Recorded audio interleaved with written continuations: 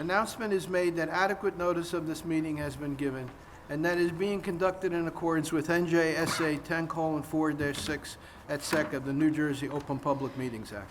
Nora, please call the roll. Mr. Berkowitz. Here. Mr. Kaplan. Here. Mr. Mazzarella. Here. Mr. Parikh. Here. Mr. Reddy. Present. Mr. Willand. Here. Chairman Irakane. Present. We have our board planner, Mr. Chadwick, our board engineer, Mr. Holloway, and our board attorney, Mr. King. Let's start off with the Pledge of Allegiance.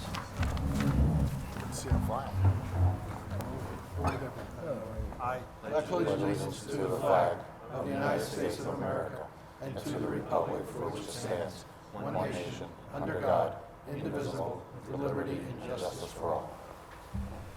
At this point in this evening's meeting, is there any member of the public that has any business to be brought to this board that is not on this evening's agenda?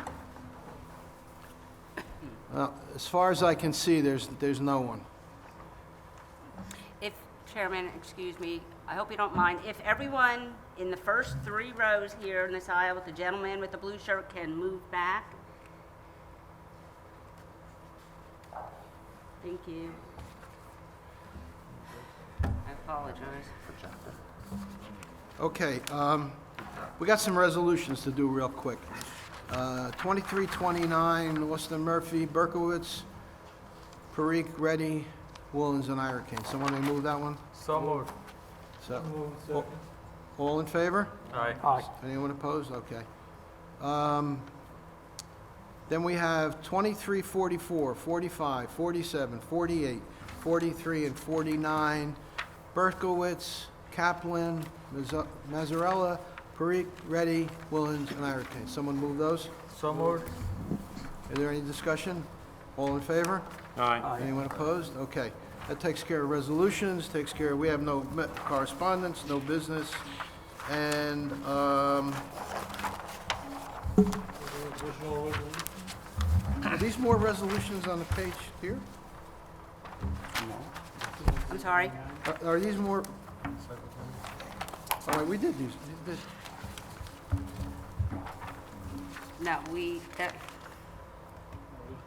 No, we went through them all. Okay, great. All right, so are we gonna go sit in the audience at the When meeting? we're ready, you gotta let me know when. When are we gonna be ready? Well, you tell me. He just has to come down, hit the thing for the screen. Was there anything that was gonna happen beforehand or no? Yes. What's gonna It's happen up to the before that? chairman. I'm saying there's testimony from several witnesses before I think there's a slideshow presentation, so if you want. Fantastic. Let me just get this sign-up sheet. Now, Mr. Kaplan's going to be running the meeting tonight. I've become old and cranky. Okay, the plan was In that order. to just open, pull this down, have this was gonna happen all at once, and then we went into the people wanted to testify. Did you want to do the slideshow first? That was the original thought that I Watch our spoke device. about with Ms. Buffum. Careful. Yeah, because we're not going up and down and up and down. It's gonna be all at once.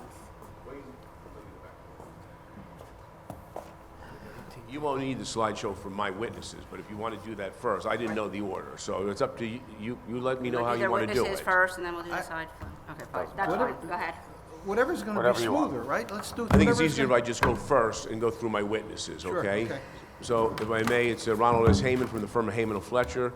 I represent Michael Riskin and Michelle Ruggiero, and I would like to call Mr. Riskin to testify now. I have 2 other witnesses right after that, and nobody's going to be very lengthy, and then we'll get to the slideshow, and then we should be done.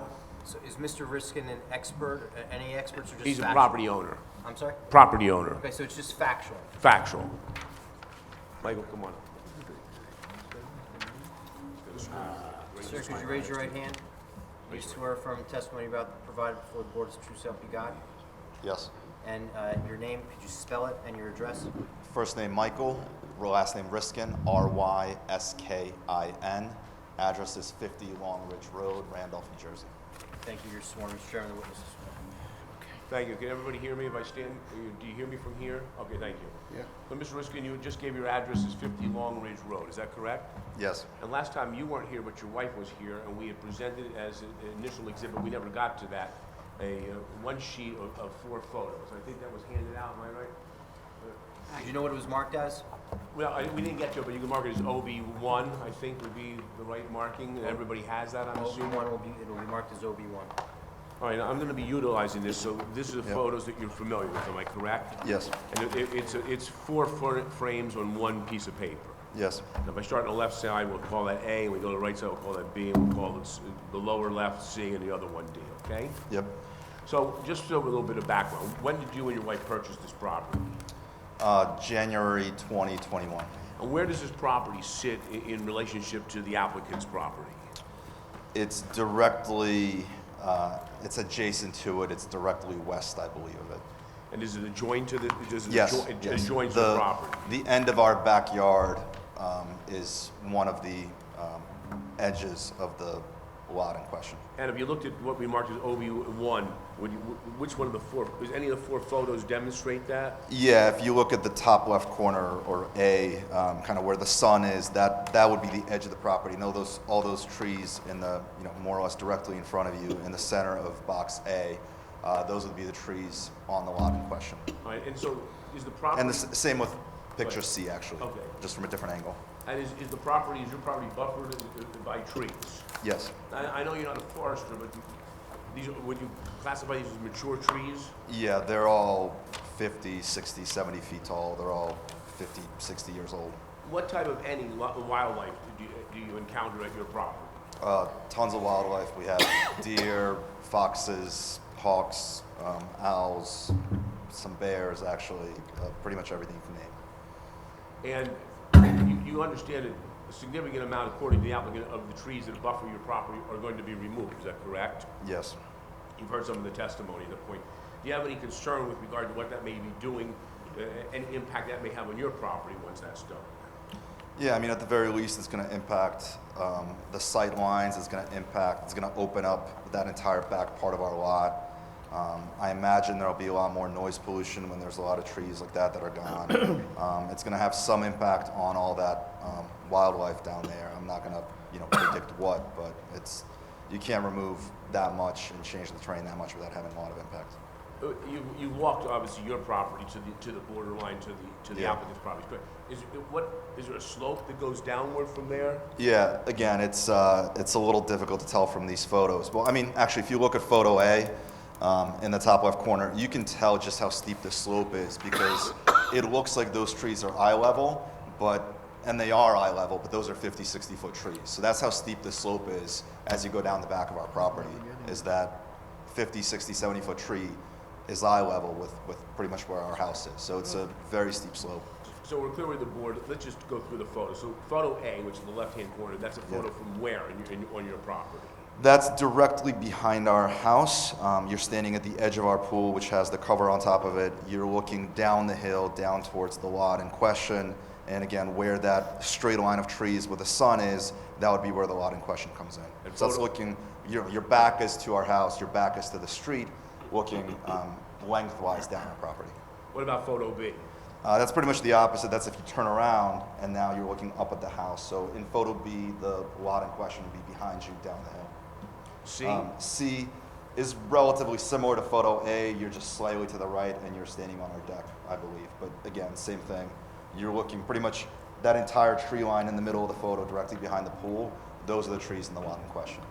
And then D is you're across the street. So this is just sort of looking straight down at our house. This is, you went way further up the hill to look at the entire lot property in question.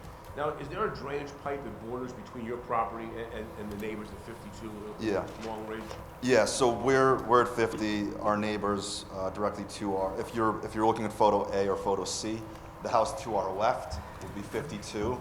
There's a drainage pipe pretty much smack dab between our two properties, going from the street, from Long Ridge Road, down between our lots. It's underground for, I don't know, 40, 50 feet, and then it comes above ground, and the water runs out above ground.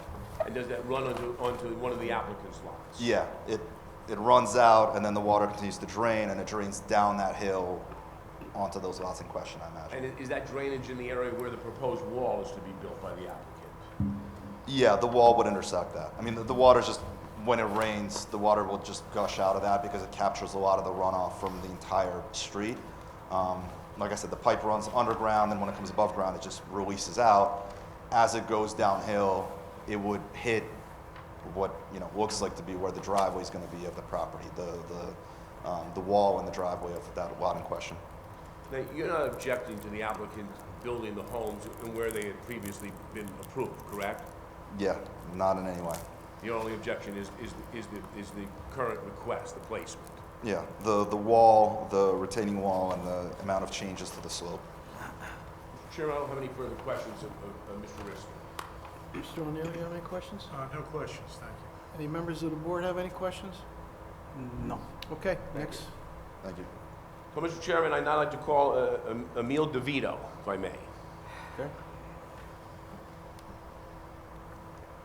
DeVito is an Sir, expert. He is an expert, Mr. King. Okay, sir, raise your right hand. You swear affirm the testimony you're about to provide before the board is the true self you got? I do. And for the record, can you state and spell your name?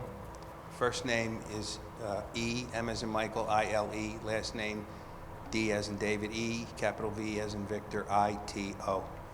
And your expertise is? I have a PhD in ecology and evolutionary biology. I've been doing ecological restoration work for New Jersey Conservation Foundation for the last 34 years, all in forests all across the state of New Jersey. So what is your expertise? My expertise is in forest ecology, have a PhD, So it's forest ecology? yes. That's what we're offering him today before this board, yes. Do you need any other? I think we need to, so you have a PhD. Yes. Do you have any licenses or any other courses that are usually relied upon in forest ecology? I've taught every conceivable course in forest ecology, ecosystem management in my days as a graduate student and a postdoc, and I've been practicing ecological restoration as a scientist in New Jersey on public conservation lands for 34 years. Okay. And you've worked with the state or some other public entity? I frequently work with the division of, with the DEP. I'm on the Endangered and Non-Game Species Committee within the Division of Fish and Wildlife. I'm a trustee of the New Jersey Natural Lands Trust, which is within the DEP. I'm involved with all sorts of conservation projects, land management projects on public land throughout the state of New Jersey with other counties, municipalities, in terms of advising them on how to successfully restore And have you ever been forests and habitats. Have you ever been qualified before any other boards as an Yes. expert? Yes, And many. can you just let us know what those boards were? I was an expert on wetlands and forests for the Deputy Attorney General for the New Jersey DEP. I've been qualified as an expert before Jackson Township in Ocean County. I've just got to think of a few. Pemberton Township in Burlington County.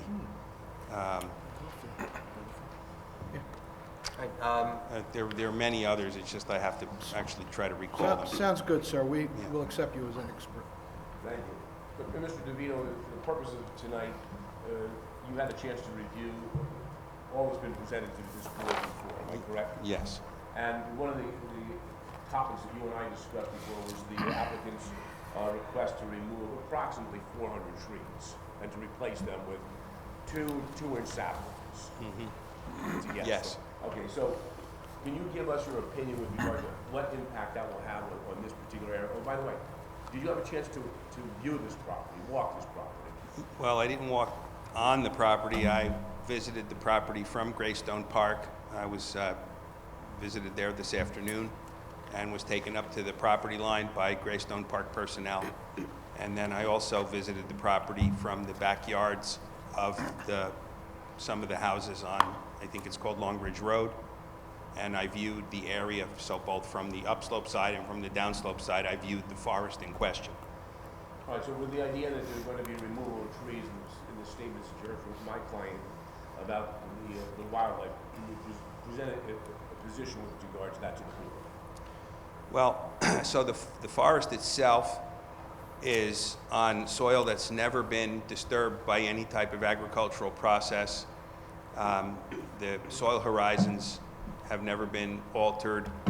There may have been some light grazing a few hundred years ago, but the forest is essentially, the only thing that's ever happened to the forest has been wood cutting. So, and there are no roads or anything like that. So the soil is intact.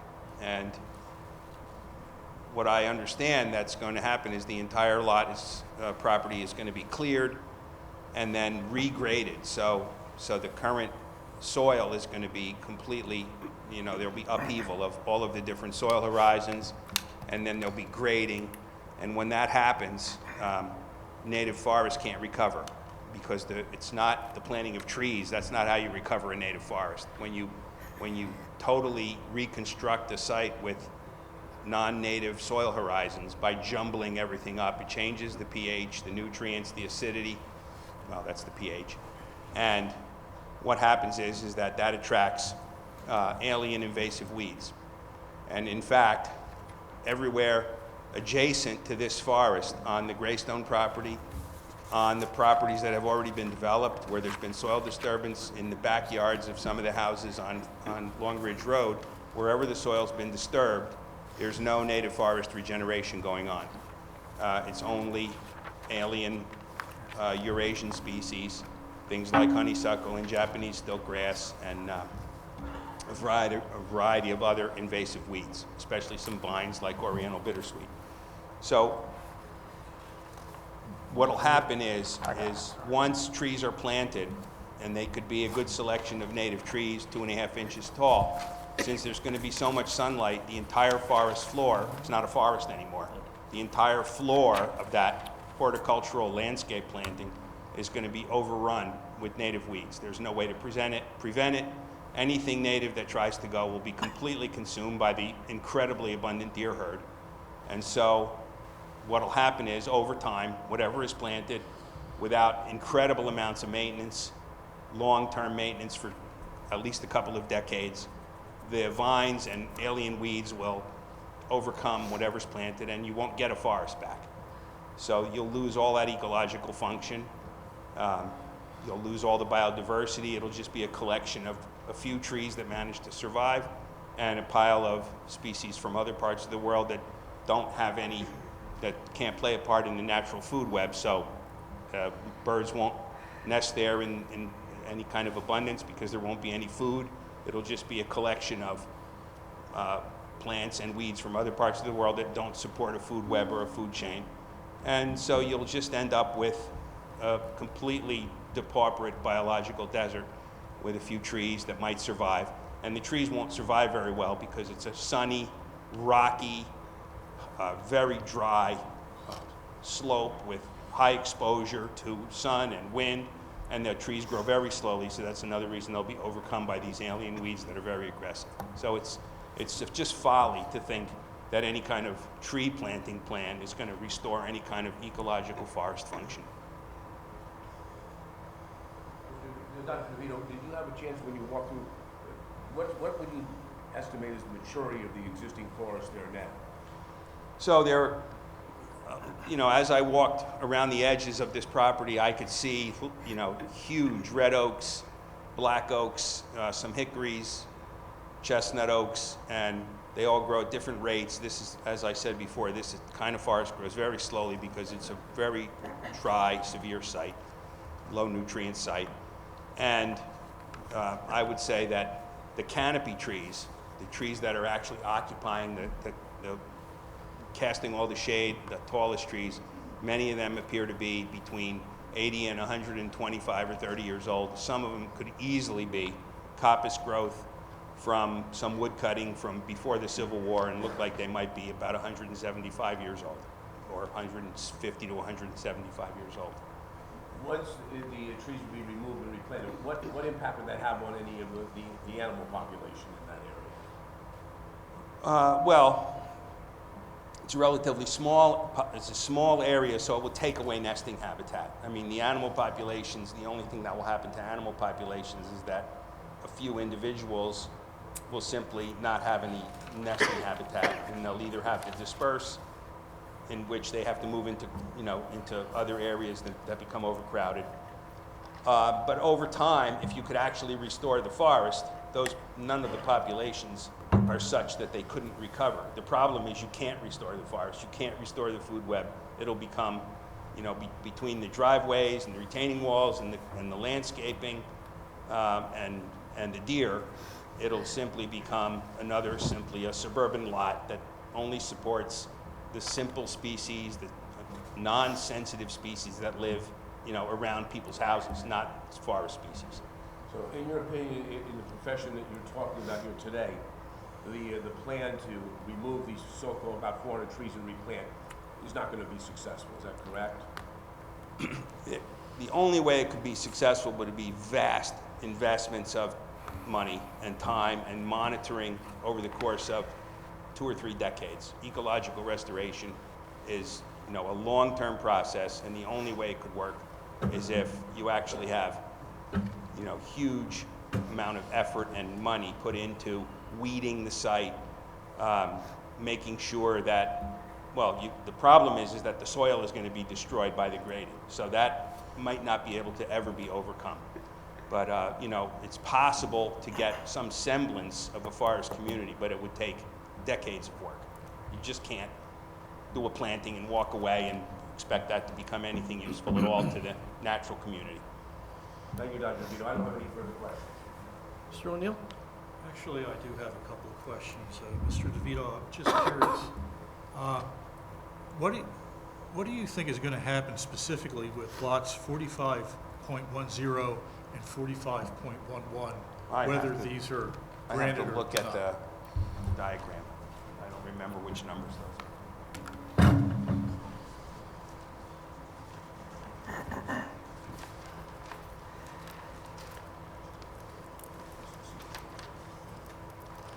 45.11 and 45.10? Yes, Yeah.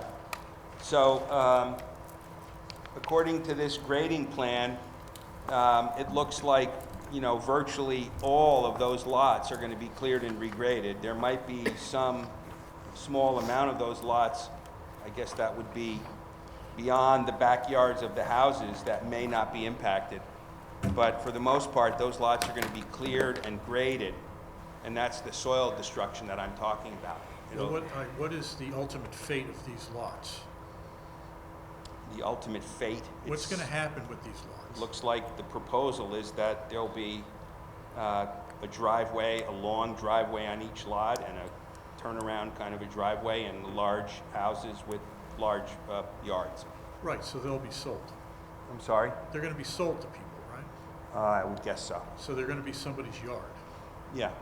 How do you propose to keep this diversity you're talking about in somebody's yard? I'm not proposing that it can be kept in somebody's yard. What I'm saying is that if there's supposed to be some sort of a test in terms of what are the negative and positives for the community, these functions are going to be lost, and they can't be replaced. Well, what is that? What community are you speaking of? The town, or the local people who are impacted by the development.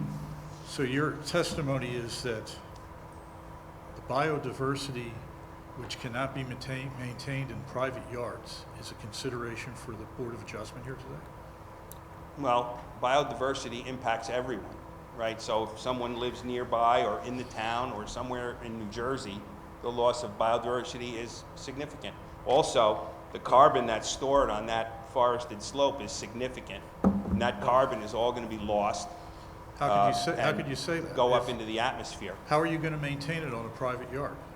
How are you going to go into someone's private property and maintain these standards you're talking about? What is the mechanism you're talking about? There is no mechanism. So regardless of what happens tonight, either the lots are going to be graded with homes and sold, or the lots are not be graded, they'll be in the condition of the original approval, constructed and sold. There's no way to maintain this, what you're talking about. Well, it's on these my lots. it's my understanding that in the condition of the original approval, that the homes would not be located so far into the interior of the property, and there would be, at least the way I understand it, far less disturbance and far that less based- loss of these qualities. Is that based on your review of the original approval? No, I didn't see the original approval. I was just led to believe that the original approval, the homes would be somewhere closer to the end of that existing street. All right, I'll bite. Who led you to approve that? Excuse me? Who led you to believe that? Just discussions with the folks who asked me to come in and look at the property. Are any of those people professionals of any kind? I'm not, Yeah, so yes, I was told that on a phone call, right. Ron, I'm not coming after you. I'm just So, trying to I mean- establish the basis here.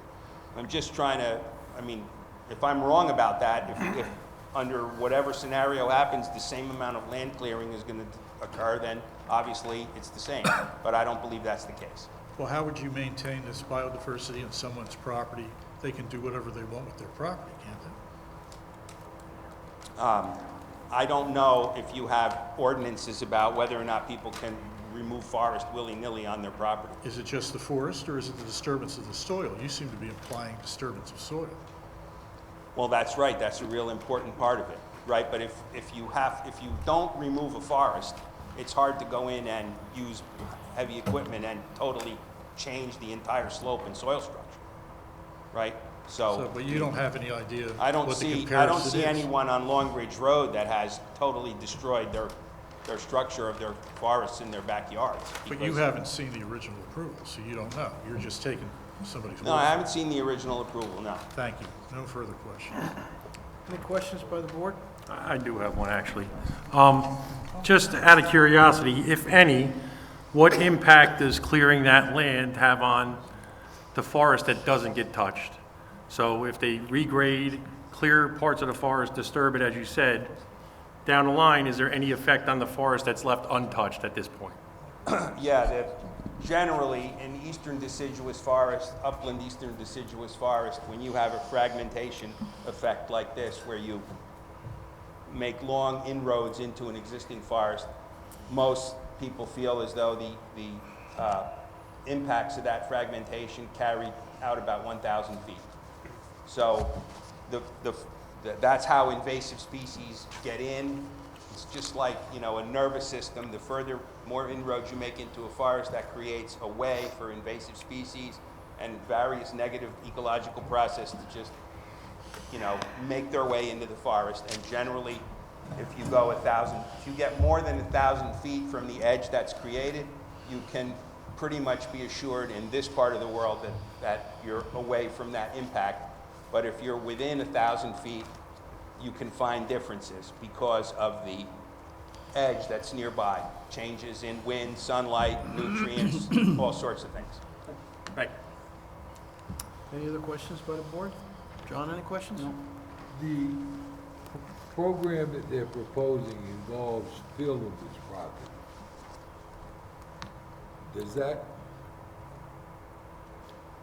Is it the same in terms of the soil? The soil's coming from some other place. and they're I'm dumping- sorry, I couldn't quite hear what you said. They're planning to fill this property, and the soil's coming from some other location. Does that enter into your analysis, or? So that's probably the worst thing, because you don't know where that soil is coming from. You don't know what weed seeds are in it. You don't know what organisms are in it that are going to further complicate things. But even if they didn't bring in foreign soil, just the fact that if they were to just take all of this soil, move it around and regrade, the fact that they're mixing it all up, that the layer cake of natural soil, a forest soil starts out with leaf litter, organic material, what's called the A horizon, where rain leaches away nutrients, and then a B horizon, where those nutrients are deposited, where there's less oxygen. Once you tumble that all up, it takes literally thousands of years for that soil to reform and to be able to support a forest of native species. That's why when farms are abandoned, they don't grow back largely with native species. They grow back mostly with alien weeds, because once you tumble up the soil, it doesn't support native species anymore. That was gonna be my next question. You see fallow fields all over the place in New Jersey. Most of them you see cedars coming up first. That's very good observation on your part. So eastern red cedar, before there were farms, Eastern red cedar only grew on mountaintop edges and cliff faces, and in limestone beds, because those areas have a high pH. And when a farmer gets done farming a field, the pH has gone way up. The acidity has been lowered, and the soil has become more basic. So an abandoned field of mineral soil left in a cornfield or bean field is attractive to eastern red cedar because it mimics a cliff face or a limestone soil. And those are one of the few species that can come up in that situation. But after those species come up, you don't get a lot of native species after the cedars, especially with the deer problem nowadays. So that's a very good observation on your part, the succession to red cedar of a farm field, which is a totally artificial situation created because of farming. Wouldn't happen here? I guess it's possible that you could try to plant a lot of eastern red cedar. The problem is, again, eastern red cedar doesn't allow other native species to come up under it, because what you've done is you've created, by bulldozing a site and grading the site, you're just basically creating an agricultural situation which doesn't allow a natural forest of all the diverse native species that are there now to come in. It might come in after a couple of 100 years, but that takes a long time. I always thought the cedar was a pioneer growth. Yes, that's right. The eastern red cedar is a pioneer, but not on undisturbed soil. It won't grow in if a bunch of trees fall in the forest with a hurricane, eastern red cedar won't come in because it's not an agricultural soil. Clearing and regrading this does not make it an agricultural soil. Well, it does in terms of its chemistry. Okay. Yeah.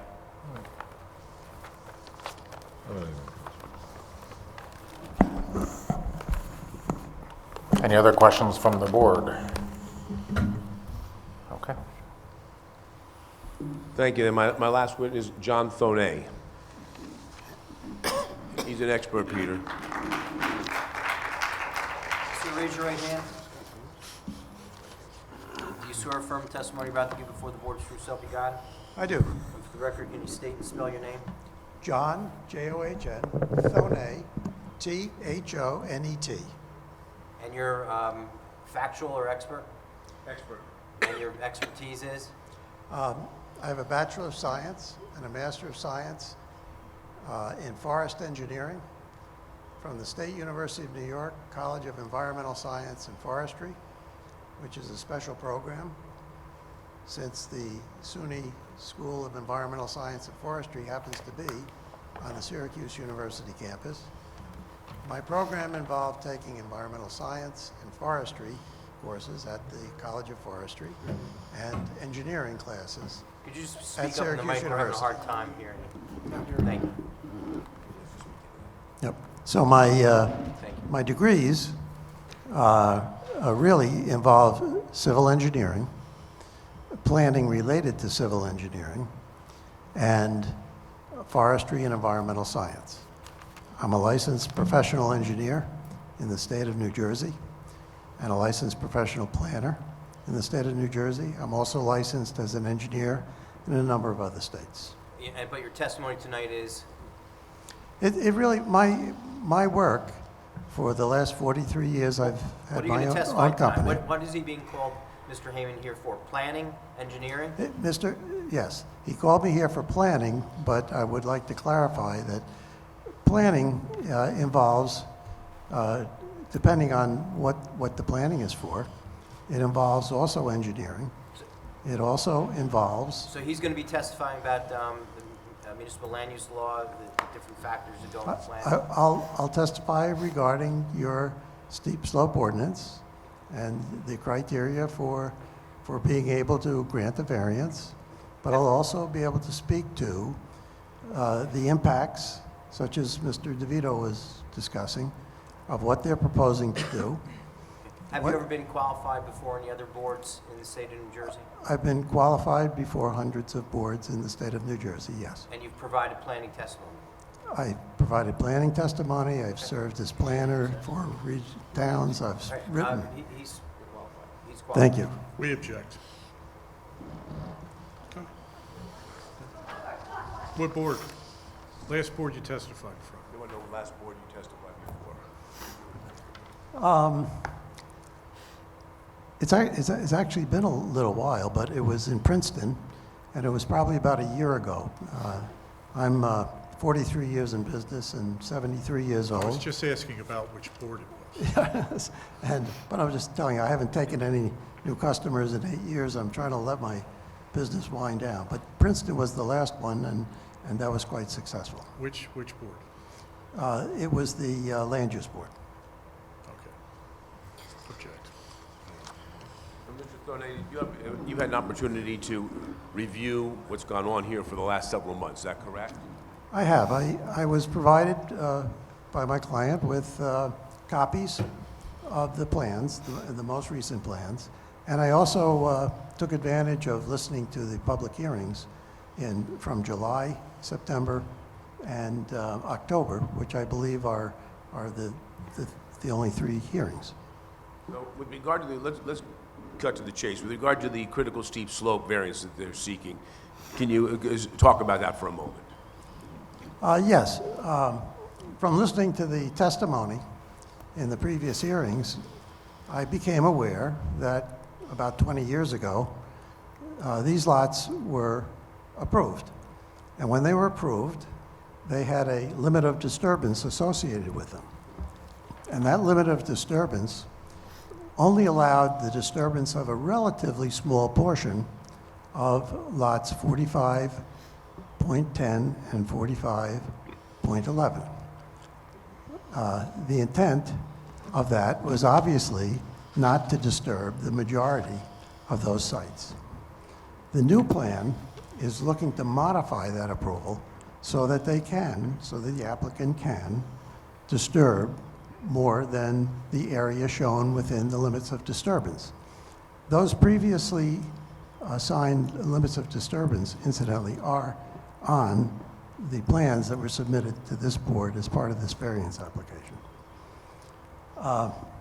So right now, what's being proposed is on lot 45.10, that approximately 85% of that lot will be cleared of trees and regraded by bringing in fill from an outside location. With regard to lot 45.11, about half of that site will be cleared of trees and regraded using fill from outside. This is interesting in that this is well beyond anything that was ever expected by the original approval, and it's also well beyond what is permitted under the ordinances today. For example, the disturbance now being proposed on lot 45.10 is about 4 times what your ordinance allows. The amount of steep slope disturbance on 45.11 is about double the disturbance permitted by your ordinance. So 20 years ago, the clear intent of the approval was to limit the amount of disturbance of the natural wooded hillsides of this property. And today, it's the same. It's using a little different way to do it, but this intent is to minimize the disturbance of the steeply sloping wooded areas. So I think the first conclusion I can make is that this project is clearly inconsistent with the intent and purposes of your zoning ordinance. Mr. Thornay, in your opinion, there was some conversation, and I agree with members of the board. In my opinion, this is a C2 variance. Do you agree? This is absolutely a C2 variance. It's obviously not a hardship, so that sort of knocks it out of the C1 variance category. So if it would be a C2 variance, we'd have the positive versus the negative criteria, correct? Absolutely. So I know Mr. McDonough expanded on that when he was testifying on behalf of the applicant. Can you just, what is that for the board? What's the positive versus the negative criteria? Well, the positive criteria are the various special reasons why this is a good idea. And the negative criteria is to show that what you're doing is in the public good and not impairing in any way, in any substantial way, your zone plan and zoning ordinance.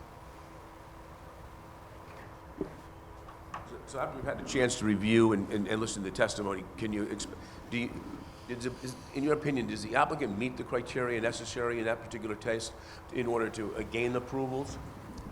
Well, I'm perfectly happy to render an opinion on that. That, of course, is ultimately the decision of this board. But what I did note in listening to the public hearings is that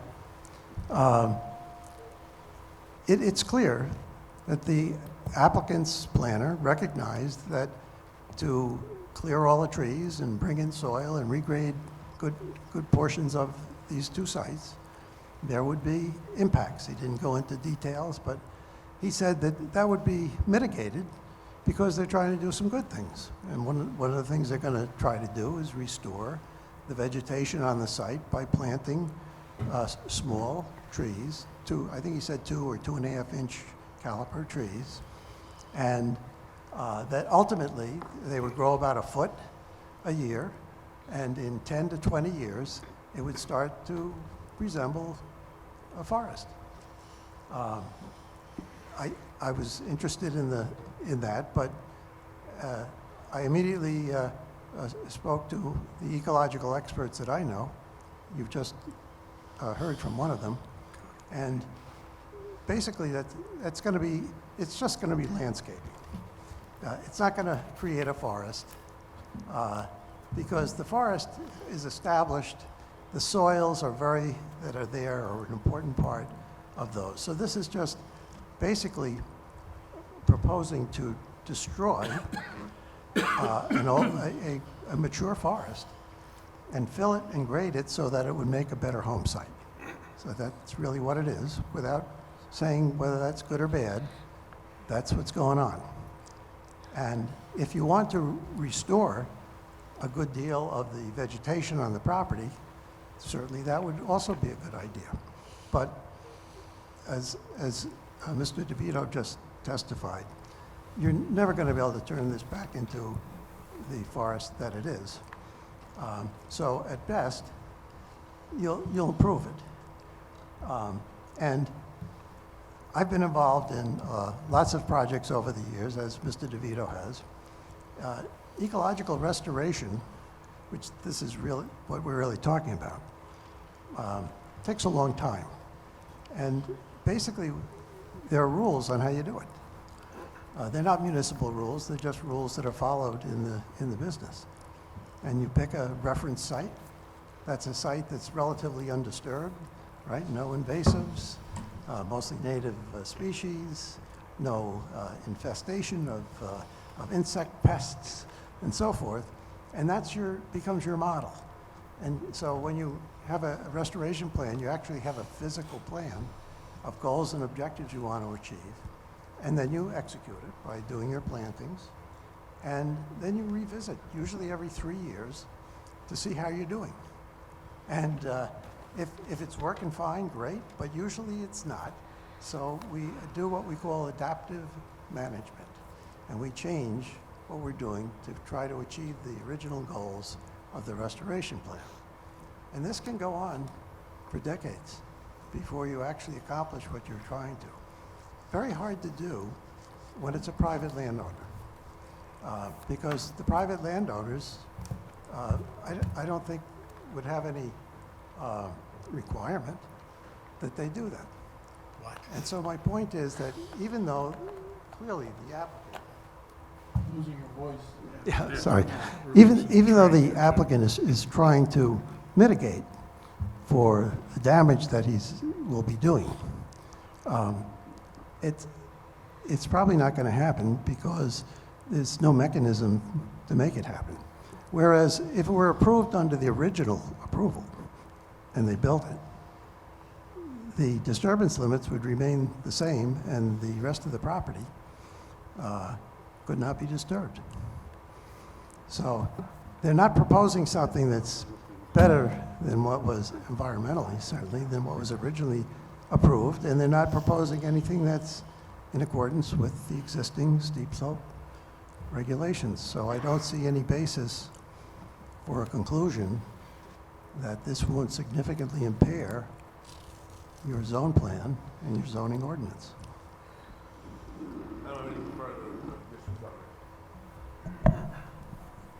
Just one moment.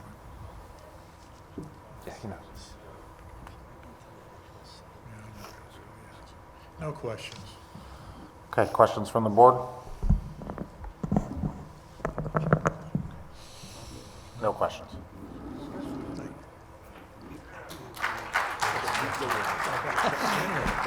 So, Mr. Chairman, that's the end of my presentation on behalf of my clients. Obviously, I'll come back for a summation when it's done. I think now, am I right, they're going to do the video and the audio, so I guess you're going to take Well, wait a seats minute. and... Wait, see.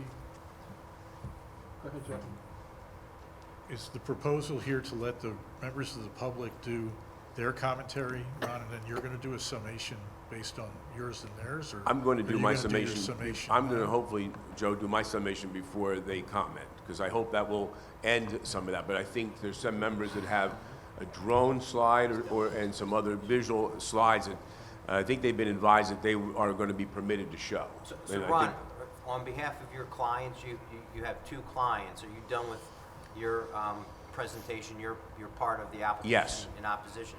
Yes. So I think it's probably time for you to sum now, correct? I think I think I would sum up after you see the video of the, I think. Is that your client's video, or is it somebody else? It's not, it's the not your public, client. it's the Well, public's then why do we video. have to see the video before you sum? I thought that's the normal way it would go, but, I've been doing this for 34 years. I've never had a slideshow. Excuse me? okay? So, All right, let's not start shouting from the public. We're not going to do let's that. calm down. He's running the meeting, not you, okay? No cackling, no derogatory remarks toward this board or any of our professionals or the applicant. We will hear everybody's testimony to the completeness. But this is my attorney. If my attorney says he wants him to sum now, he's going to sum now. I just think it's cleaner. All right, Peter, that's sum okay. up, and then we'll take the audience. Peter, that's fine with me. Correct. So, I only have a couple of moments of really of discussion. So, just as a way of background, this is my 44th year of practicing law and my 40th year of doing zoning. It's only the second time I've ever represented an objector. To be quite candid with you, if these people came into my office with that critical steep slope, I would tell them to save their money, because I don't know any other board in New Jersey that would grant this application based upon the significant impact on its critical steep slope. But this is a C2 variance. I think we've established that. And therefore, the applicant must prove that there's a specific piece of property and it's got to deviate from the zoning ordinance, and that the benefits of the deviation would substantially outweigh the detriments. And there's a positive criteria and there's a negative criteria. And to be quite candid, the applicant hasn't met their burden with regard to same. In Kaufman versus the Planning Board, 110 New Jersey, 551, 1988 case, which really the most central case of any case like such as this, the definition of the C2 variance should be granted when, it should not be granted when merely the purposes of the owner will be advanced. The grant and approval must benefit the community that it represents as a better zoning opportunity for the property. In this particular instance, this property will not be zoned into inutility by not granting the variance relief that they're seeking. They have other options, and the other option was granted by members of this board some 20-something years ago, if not longer. I don't know, maybe it was in 2003. They can still build their homes, and they can build their homes exactly where they belong, which is closer to the road. The critical steep slope requested relief is far in excess of the ordinance, and any other applications would never be considered. You must protect the neighborhood, and you must minimize the impact from altering the landscape. Our experts have testified clearly as to the impact that this is going to happen. Let's be candid. You take away 400 trees, who's going to manage that when you replant trees? I don't care if it's 2-inch or 3-inch caliber. No one's managing that. Those trees are going to die, a significant portion. The homeowner's not going to care at that point in time. I can assure you that the developer isn't coming back to do anything about that. And that whole topography is going to be, as Mr. DeVito, or Dr. DeVito testified, ruined. And now you're impacting the community. You're impacting all of the neighbors that are around you. You're impacting your entire town. There's an excessive removal with no plan to maintain the forest. It's a total degradation of the environment. And that is one of the key components when you're proving the positive and the negative criteria.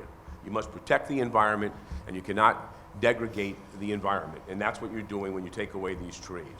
Again, as I indicated to you previously, there is an already existing approval, and the developer will not be harmed. Let's be quite candid. This application is about one thing and one thing only, and that's the economic gain by the applicant to move these homes further back on the property will be much more attractive and much more desirable for sale. There's no other logical opportunity to do for that than this. That's why they're here. And we all know that economic gain is not something that this board can consider. It's never been discussed, because it can't be. But that's the facts. There's no other way around it. Why else would you want to do this other than it enhances the value of your property? In the meantime, it violates your ordinances tremendously. It violates the critical steep slope ordinance. There's already been testimony by Mr. Thonay as the percentage amounts of what it violates it.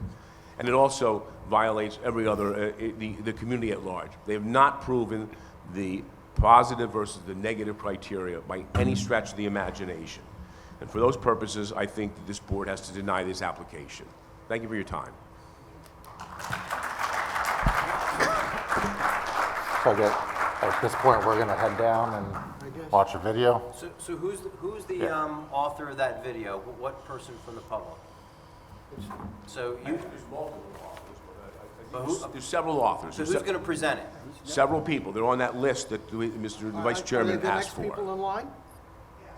So it's Diane Buffon? So you're next. Does this have to be set up? You guys are going to come down? We're gonna come down. Yeah, okay. Yeah, I'm going to swear her. I would invite you to come and And just sit for the here. record, I have to swear you in, ma'am. I'm Could sorry? you raise your right hand? Do you swear affirm the testimony you're about to give before the board is the truth so help you God? I do. And for the record, please state and spell your name. My name's Diana Buffum.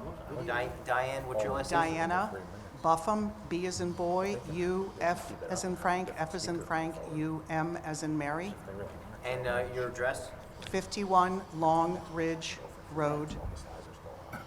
And just for the record, can you briefly describe what that video is that you're going to show? So what we'd like to show you is a presentation that starts out with the piece that I'll be covering, which gives you a visual overview of the properties in question and helps you better understand what the topography looks like and what it is that you're really trying to decide about. And then I will hand it over to my neighbors. The next person on the list is Lucinda Crane, and she and Jessica Becker and Jen Apito will all be talking about some of the impact of disturbance of the steep slopes on the surrounding community. So if we're all going to be out there, I think it's best that we swear the presenters in, so we're not going back and forth. Yeah, and you know, we are gonna stick to the 3 minutes. So if there's 4 of you, I think it's fair to give you 12 minutes. And we're not gonna nickel and dime you on, you have 3 minutes and you went 30 seconds. So, you know, you're gonna have 12 minutes for this if there are 4 presenters. So this is, the intent here is to help you understand what you're looking at on the screen.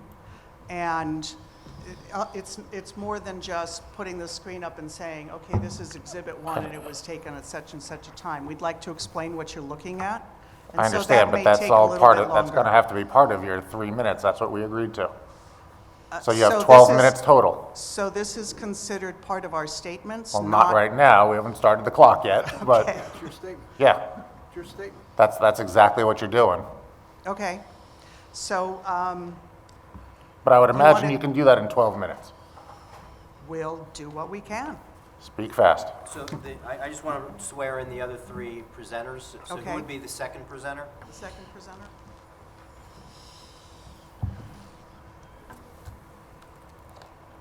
Ma'am, can you raise your right hand? Do you swear affirm testimony that you're about to provide before the board's true self you God? I do. And for the record, could you state and spell your name? Lucinda Crane, Lucinda And your address? 6 Long Ridge Road. And your testimony again is going to be with regard to this video, correct? Yes. Okay. The third witness, please. Can you raise your right hand? Do you swear affirm testimony you're about to give before the board's true self you God? And for the record, can you state and spell your name? Jess Becker, Jesbecker, And your address, ma'am? 12 High Ridge Road, Randolph, New Jersey. And again, your testimony is going to be with regard to this video? Yes. Okay, thank you. And the last, the fourth witness, can you please raise your right hand? Do you swear affirm testimony you're about to give before the board is the truth so help you God? Yes. And for the record, can you state and spell your name? Jen Apito, A as in Apple, P as in Peter, I, T as in Tom, O, And your address? 43 Long Ridge Road. Okay, thank you, you're sworn. So the four witnesses are sworn. So I guess at this time, we're going to go down and view the video. Mr. And- King, may I just ask a couple of questions? Sure.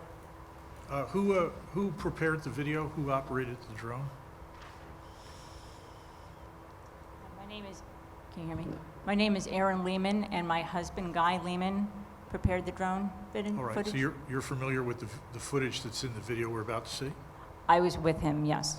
So this video is an accurate representation of the conditions on the site when? About what day was it? July 17th, we shot the video? All right, you haven't altered these images in any way? No. There's no special effects? No.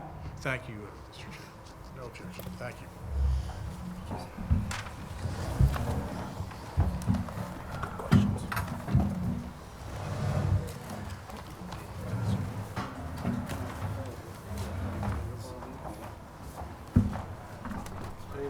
Watch the wires, everybody. Watch the wires.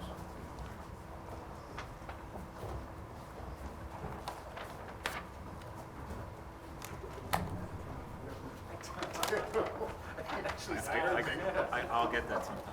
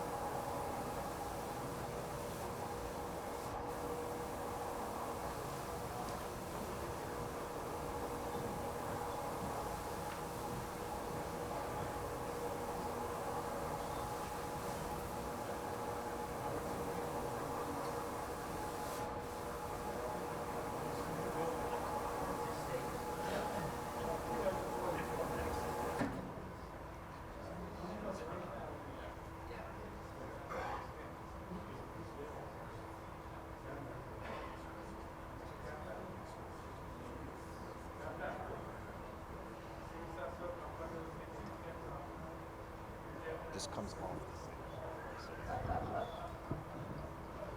This comes off, so it'd be better if you. Okay. Speak. It's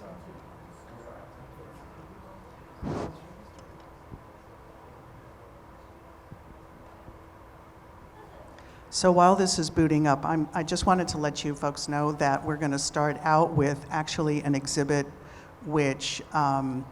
McDonough prepared and presented in September. We didn't have the expertise to take an overhead shot and superimpose the lot lines on it. So as you can see here, that was submitted in September, so this is not new. It was marked as 1A. No, it's 1A on mine. It was A6, I think, in the original. Okay, so it's been a long time since we first started talking about this, and I wanted to just bring everybody back to what we're really talking about here. This is a zoom in of the exhibit that was previously proposed. You can see that you can see the previously approved and cleared limit of disturbance is the lighter colored area. You can see where the 3 lot lines are. And you see where number 50 Long Ridge is, which is the home of Mike and Michelle. Next slide. Just real quickly, this is the view of the development as seen from West Hanover Avenue. My point here is you can see it. Next slide. This is an overhead view. It's very similar to one Mr. McDonough showed, but when we did it, we had a clear day. You can see we're right over lot 4510 and 4511 at the moment, and you can see the current development, the new homes. Next slide. And start the video, please. On the left-hand side, you see the backyard of Mike and Michelle. You could just stop there, thank you. We're right now directly over the lots. You see the size of the trees.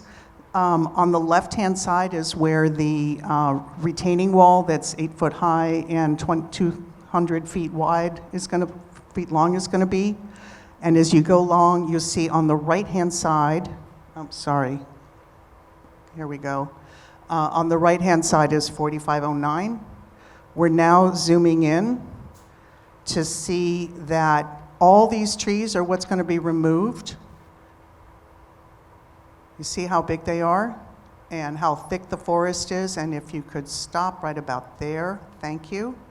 We're directly over the area that's already within the already approved limits of disturbance. This is where 4511, 10, and 9 get narrower. As you can see, the area's already been cleared, and there's tons of dirt that's been dumped there. This, on the right, you see that black line? That is a silt fence. At the top of the screen, you see the Beverly Street cul-de-sac. Keep going, please. Now, here's the pump station, is right here in the middle of your screen. And well, anyway. I'm almost out of time anyway. So you get the idea of what we're really talking about here. It is, as you can see, there's an enormous pile of dirt that's been dumped here. This is similar to what the applicant is proposing to do on these lots, on 45, 10, and 11. And you see the relative size of the trees in comparison with the homes. And here, just to show you relative size of trees, on the left are trees that were planted about 1.5 years ago by this developer in front of new homes that are on Long Ridge. I took this photograph in June. And on the right are the native trees that are in this area. And that's it. I'm done. Thank you. Hope that helped.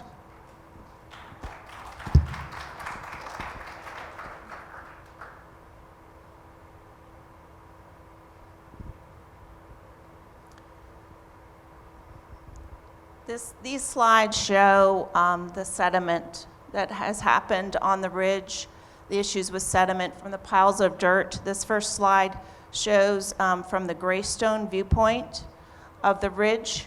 The sediment was caused, there were piles of soil that were left on the construction site, and they have seeped into the Greystone property just below. And just wanted to give you this viewpoint. This is where the piles of dirt have accumulated. As you can see, the silt fences that are supposed to contain the dirt are not doing their job. This is where the NJDEP came in and saw that the silt fences were not holding up. There are breaks in the silt fences. There are gaps in the silt fences.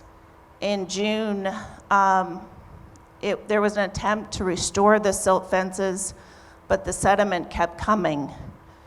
The sediment was seen on the Greystone property late May, June.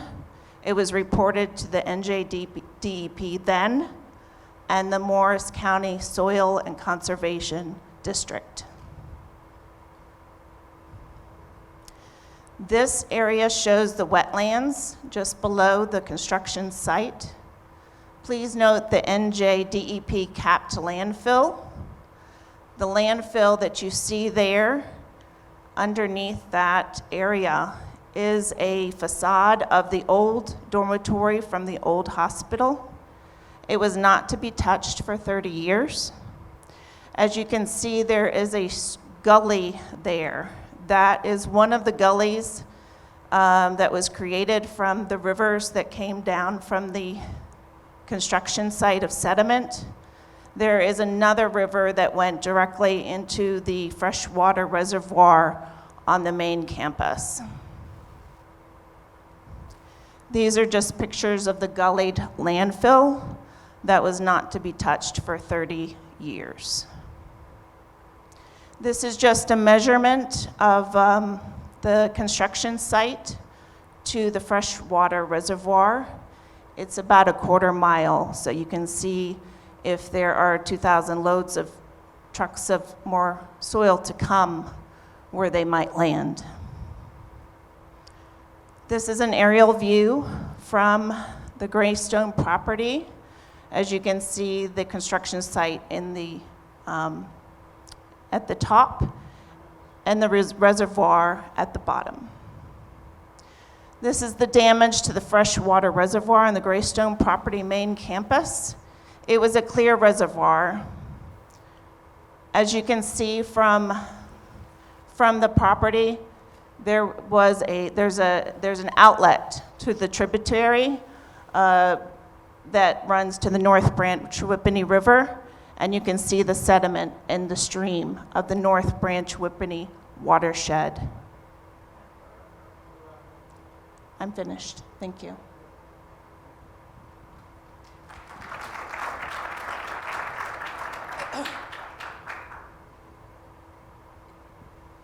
Okay, we're looking at an exhibit of the aerial view of the vernal pool and the New Jersey DEP capped landfill on the Greystone property.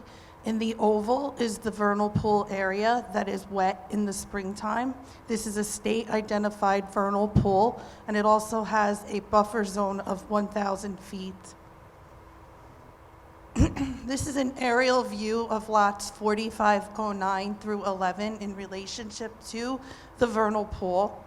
You can see where the pumping station is. The thin arrow points out the pump station on lot 4509, and the thicker arrow points out the wetland vernal pool area. In this exhibit, we are actually on the vernal pool, and you could see some of the vegetation in the wetland. And if you look through the trees, you could see the slope, and you could see some of the dirt upstream. This is another view of the vernal pool, standing in the vernal pool. This is heavy sediment that has been deposited from the development, and you could see that a dead tree branch has been buried in the sediment. This is another close-up view of the sediment in the vernal pool. You could see a large animal print, and you can see in the print that there is debris and rocks, both in the print and outside in the sediment.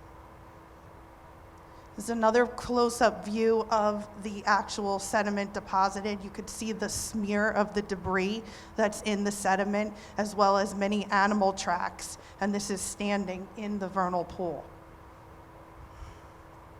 This is just another view looking northeast towards the development. If you look through the trees where the dead tree is, you could see the slope, the dirt, and the home that's being built from the vernal pool on the Greystone property. In this view, we are looking at some water accumulation that is in the vernal pool. There is life and activity in the water, so this video shows you towards the top of the wet area, there's movement and there's some activity in the water. Vernal pools are important because they are breeding grounds for amphibians, and those amphibians also serve as food sources for some of the habitat that is on the ridge. This is a map drawing from a composite grading plan. This was actually in the Ecosciences environmental study from October 2019. It was marked up by Ecosciences to show areas of concern, transition areas, and off-site wetlands. And then this is an actual photo of, an aerial photo of the land and the same markings, just to kind of give you an idea of where those areas of concern are. So if you look at the two orange pieces, those are areas of concern. And if you look at the two bubble pieces, they are transition areas that are on lot 4509. And then the blue lines are drainage features from 4509 and 4510 that come down into the wetland area on the adjacent property. Anything above the pink line would be in the Puddingstone Ridge development. Anything below it would be on the Greystone property. And then if you look down at the bottom to your right, there are some resident cottages for the patients. This is just a tributary of the North Branch Whippany River. Water flows down from 4509, 10, and 11 onto the Greystone property into the reservoir. And this video shows you the normal flow of the water on a day-to-day basis into the reservoir. And the suicide photos are just pictures of the wetland vegetation, and you could see in the water on the left that there is current. And it was confirmed by hospital employees that this is the current flow of water.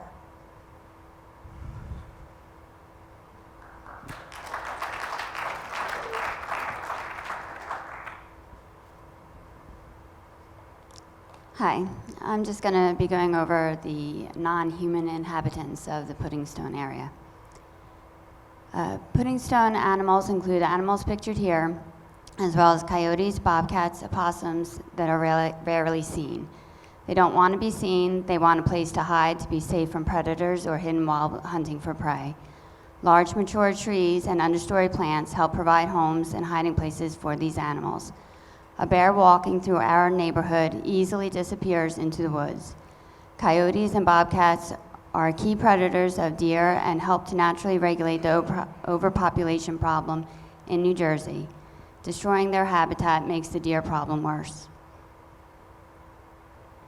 Hawks, owls, woodpeckers, and other birds help to control the rodent and insect populations.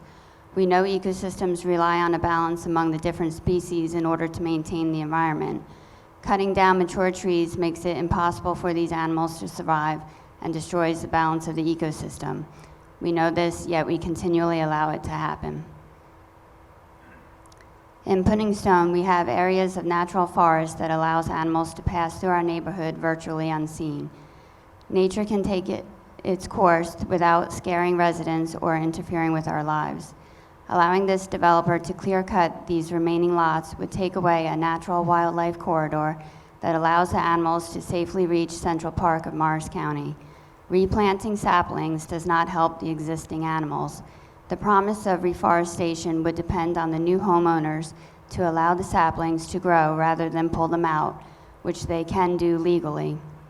It would also rely on the new homeowners to leave acorns and leaf litter on the ground in order to develop the forest soil so new saplings and plants can grow. And finally, here are some photos of the frogs that depend on the nearby vernal pool wetlands. We are asking you to prioritize this ecologically valuable and vulnerable landscape rather than allowing it to be covered with many feet of fill. In the 60s, our neighborhood was built with respect for the environment. We need to do better now. We cannot permit cheap and easy development.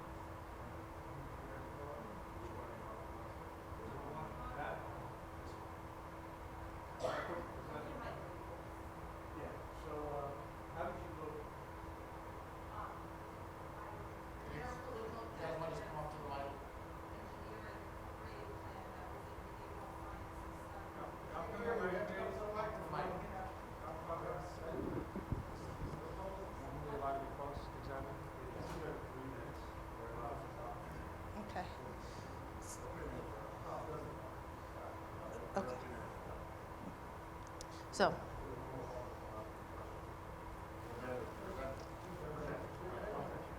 I'm sorry.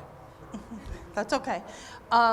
So in order to label this photo, I had to look side by side using that composite grading plan that was in the environmental study and to compare it, so just to label the areas that are on this photo. No, I just used tools in the PowerPoint presentation. I did not use any mapping tools or alter the actual photo. These are just labels used in the Google presentation. No, I do not have any program like that. This is all from a Google slide, and this is just built with, you know, shapes and lines and elements in the Google presentation. Yes. No problem. Board members have questions?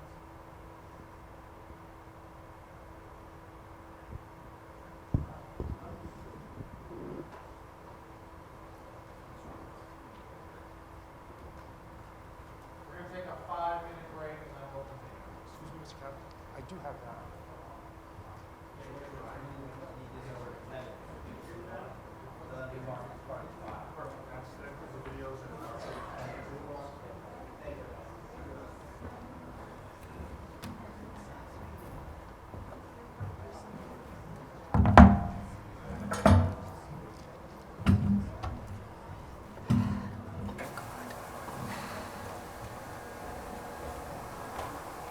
So if I held on to this, I wonder if I'd make it all the way out.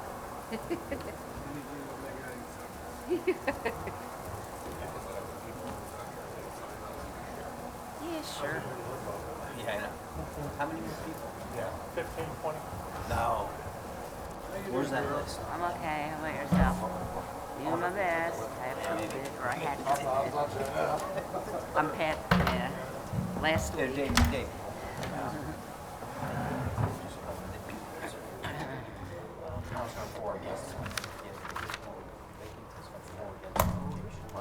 Good, you get to warm up the middle chairs again.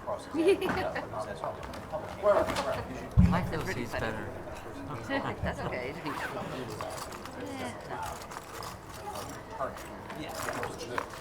Where do you think the pictures of the frogs came from? What? The pictures of the frogs. Not from them. First of all, that frog they showed. Bob had it. That frog they showed wasn't there.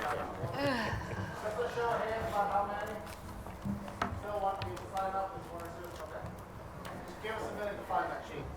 Yeah, Bob had it when we were I down think Bob took it to that, so. It's an easy reading. Practice pronunciation.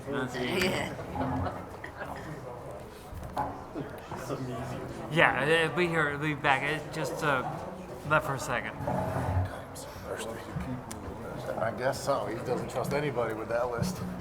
He's close to me usually.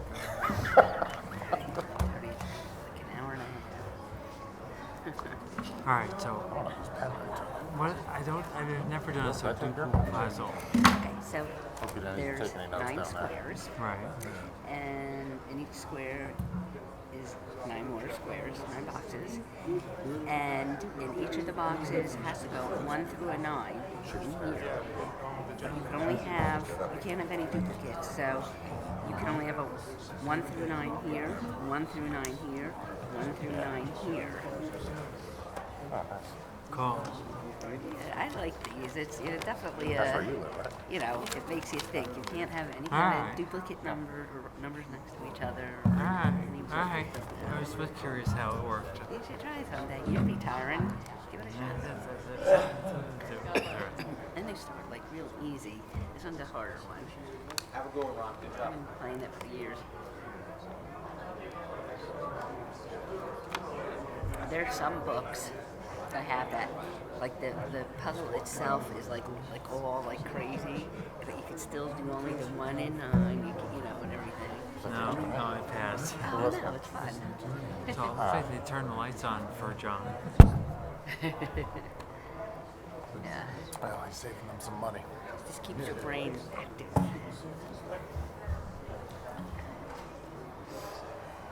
That's a good point. Oh, see that? They held their 12 minutes. No, I thought he was good. when you first go up. I don't hear good speeches yet. I don't see any papers.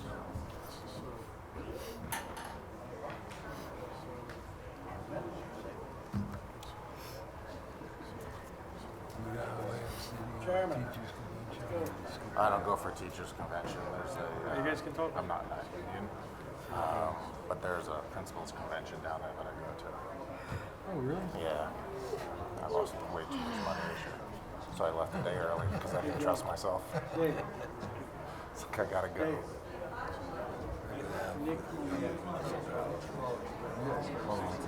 What's that? I think he planted them there. He keeps them at home and then brings them where he needs to testify. Once he doesn't eat. Don't they eraser they put on into those things? Yeah, They only like one or two. Right, exactly right. All right, let's get started. It looks like the sign-up list is at the front of the stage there, so if you haven't signed up, now's your shot.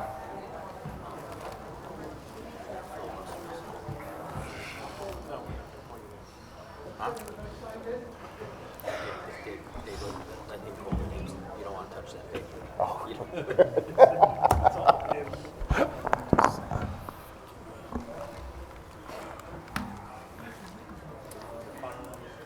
It's not right. It's not rolling. 15, what's 15 times 45? That's not bad. So I figured an hour. What?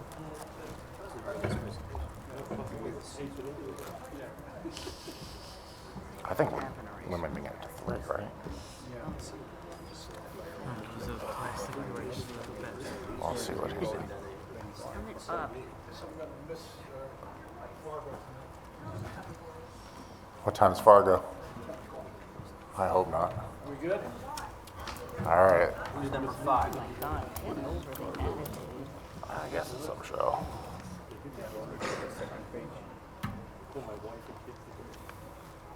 You guys know the convention was in the convention hall? No, it's out Borgata. Next year it's at Ocean, I think. How many? You know, 28. years ago, I go to the league every year, teaching class there. They used to have everything right up on the board. See everybody. I know. You got it. All right, Mr. Iracane, I'm just you going to have say the two mic. words before I turn the meeting back over to Mr. Kaplan. Jesus. It's only been 10 years, Bob. It's fine. No, I I'm not know, offended. isn't that crazy? Ladies and gentlemen, you're all going to have a chance to speak. But if person one comes up and does a litany of what is involved, feel free to come up and say, I agree with Tom Smith, everything he said. You don't have to repeat it 28 times. Okay? We absorb things maybe 5 or 6 times, we'll absorb it. So that's the only recommendation I'm making. Okay? How many names are signed up there? 28. 28 times 3 is We've heard- 84 minutes. And we've heard So just, 7, I think. yeah. Mr. No, I think Kaplan? we've only heard 4, right? No, we heard the witnesses. Oh, that's right. So Okay. we're calling number 8. Before you do that, Mr. Kaplan, Mr. Iracane, I'd like to object to a couple of the slides that were presented as not having proper foundation, the slides making representations taken from professional documents. There's no, they appear to be at best estimations. There's no foundation as to the accuracy, so we would object to that. We also object to the entry of evidence concerning neighboring lots. As I've been saying all throughout these proceedings, that is immaterial to what is before the board. Everything that's going on the previously approved lots, or down on Greystone, or wherever it may be, across the hills, down the valleys, is immaterial, so we object to that also. Thank you. Certainly brought that point up many times. I'm going to call the names, and Mr. Kaplan will tell you when your 3 minutes is up. So we got number 8, John Enne, is it I-H-N-E? Ein. John Okay. Sir, raise your right hand. You swear firm testimony about to give before the board is true self you got? I do. For the record, can you state and spell your name? John Ein, John, last name Ein, I-H-N-E, 33 Long Ridge Road. Thank you, sir. You're sworn.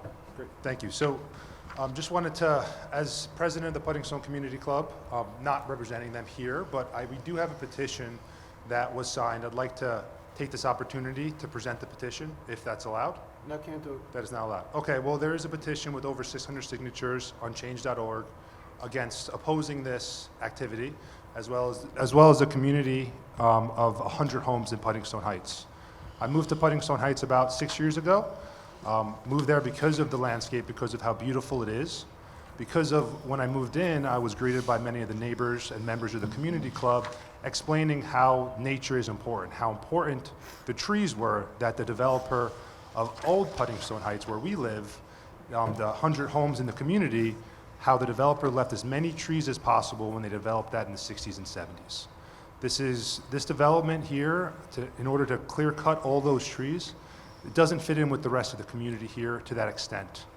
Also, the devastation is pretty extreme. I like to think of myself as someone who has common sense, and 400 trees clear cut, 40,000 dump truckloads of dirt, 40,000 cubic yards of dirt for 2 homes is a little extreme. I understand the developer's right to build, the previously approved lots, previously approved lot of disturbance, but there should be common sense here. So I ask the board to consider that as you will, or hopefully you will, and if anyone ever does want to see the petition, feel free. We do have it. It's 600 signatures plus at this point.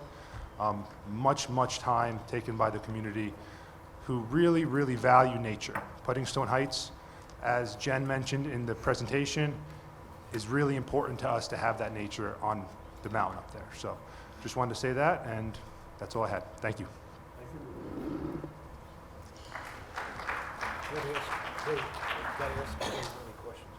Any questions from the board? No. Okay, next person. No questions. Oh, sorry, Mr. O'Neill. It's all right. I didn't have any. Okay, next presenter is Elliot Ruga, R-U-G-A, is that what it is? Elliot Ruga, Number 9? he left. Okay, he forfeits his spot. William Passi, oh my God, P-A-S-I-E-C-Z-N-I-K. I'm sorry I can't pronounce your name. If it was an Italian name, I'd be able to pronounce it. Sir, raise your right hand. You swear firm testimony about to give before the board is true self you got? I do. And for the record, can you state and spell your name? P-A-S-I-E-C-Z-N-I-K. I live you're- at 49 Long Ridge Road. Thank you, sir. You're sworn. I have extensive lifelong experience with real estate.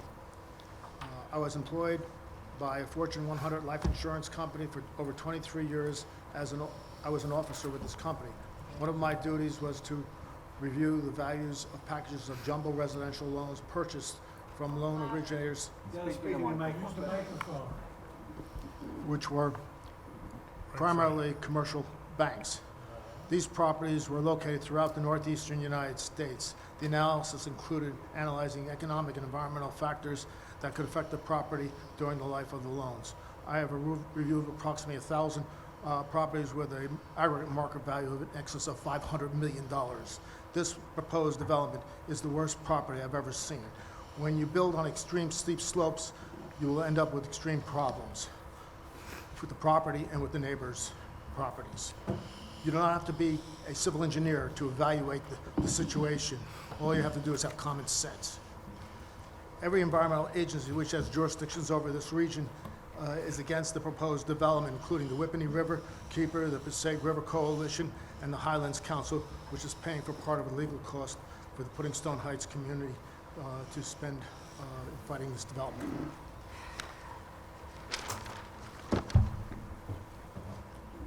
All of the neighbors and others in the community are against this project. You should vote in accordance with the will of the people.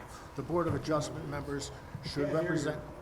Just hold the mic to your, you can The Board probably pull of it out. Adjustment members should vote in accordance with what the wishes of the people are, not the developer. There is no benefit to the community of Parsippany, or the town of Parsippany, in approving this development. There are many deficits. This developer destroyed Pudding Stone Road with thousands of truckloads of soil brought into the site. It cost the township $250,000 to repave the road.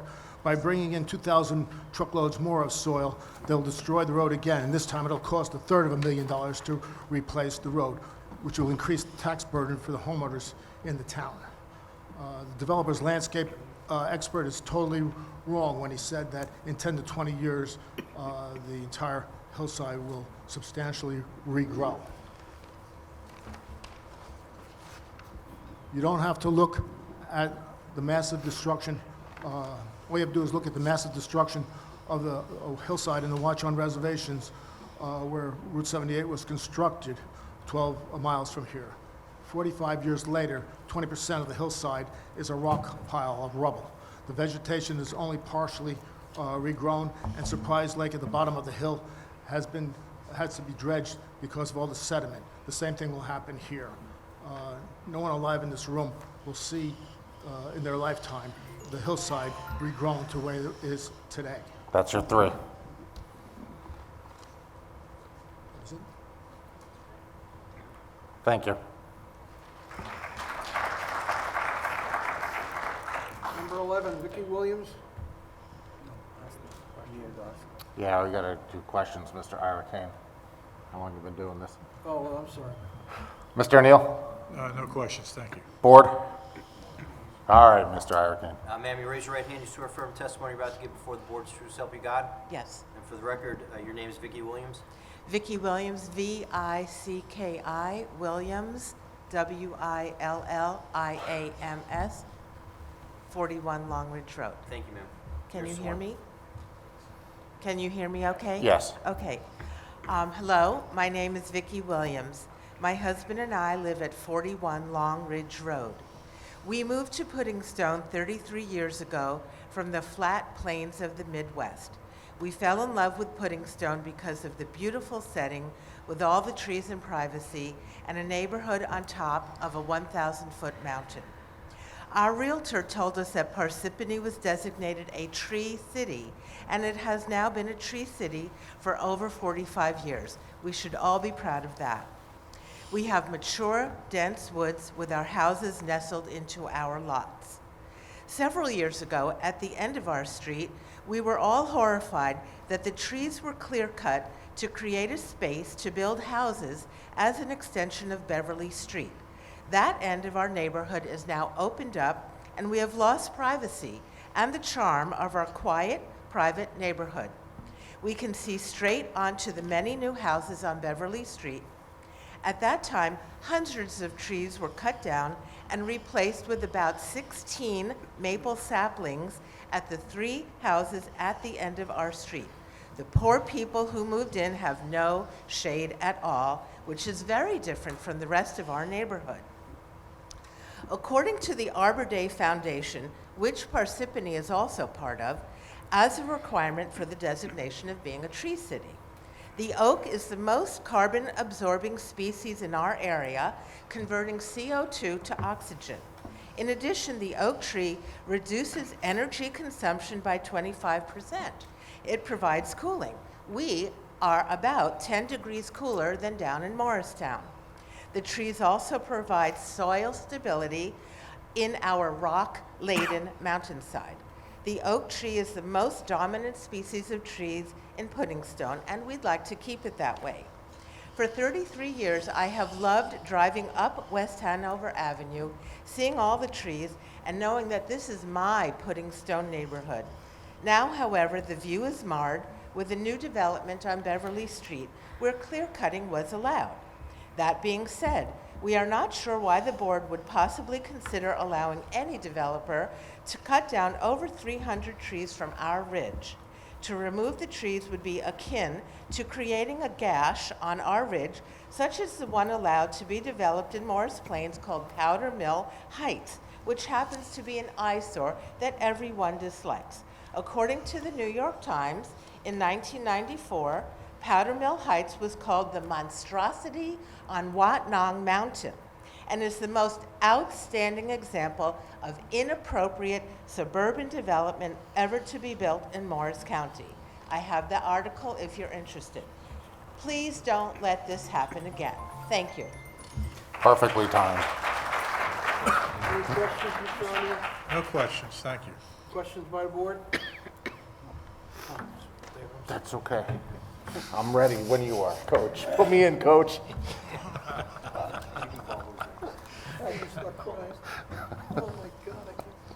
Margot Hopper.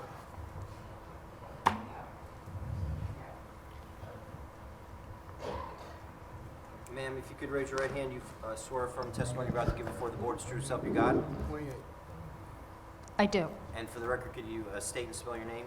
It's Margot, M-A-R-G-O, Happer, H-A-P-P-E-R. I reside at 14 High Ridge Road.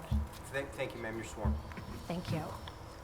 My focus this evening is the so-called reforestation plan, which is proposed to long-term mitigate the slope disturbance and result in improved... Can you get closer to the mic? Is this counting as my 3 minutes? No. Is that better? Can you Yeah. hear me? Thank you. Okay, so the reforestation plan that is proposed long-term to mitigate slope disturbance and result in improved zoning benefits. That assumes the successful establishment of a new forest. It's a 20-year plus time horizon. Mr. McDonough described the board's task as a simple balancing test, positive versus negative. He's asked you to ignore the unnecessary destruction of 3 acres of mature forest, a developed and complex ecosystem, in favor of a vision that may be better in 20 or more years. At the last meeting, when asked about the risk assessment regarding planned feasibility, he was advised by council to not answer. I too have questions about the feasibility and how this plan is characterized as reforestation. It ignores best practice, which includes planting many seedlings, not 8-foot trees, as a replacement rate, at a replacement rate of 20 trees per tree lost. The ecotone, the berry-producing shrubs, was characterized as a primary benefit of the plan. I've planted 5 of the 6 proposed shrubs on my property, and all have been destroyed by deer. You could fence the entire area, but that eliminates the presumed wildlife support benefit. Some of the tree species selection is questionable as well. I just don't understand how this makes sense. Isn't it better to leave well enough alone? Research has found that the better alternative to reforestation is to avoid deforestation, which leads to irreversible biodiversity loss and soil degradation. As Chairman Ira Kahn said at the September meeting, removing many, many trees is not a natural way of doing things. I agree. I hope the board agrees. I ask you to please, please deny this variance. I also want to thank you for your support. I don't know why you do it, but I appreciate that you do, and your service. I have a handout from the Morris County Extension Office that does outline best reforestation practice that I'd like to give to the board if permitted. Okay, you can give it to Nora, and your 3 minutes are up. Thank you.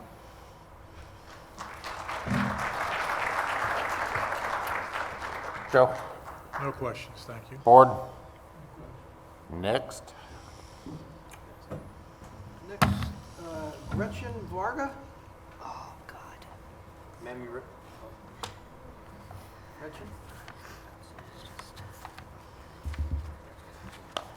Ma'am, if you raise your right hand, you swear from testimony about to give before the board is true self you got? Yes. For the record, you're Gretchen Varga, and could you provide your address, please? 8 Puddingstone Road. Thank you, ma'am, you're sworn. Thank you.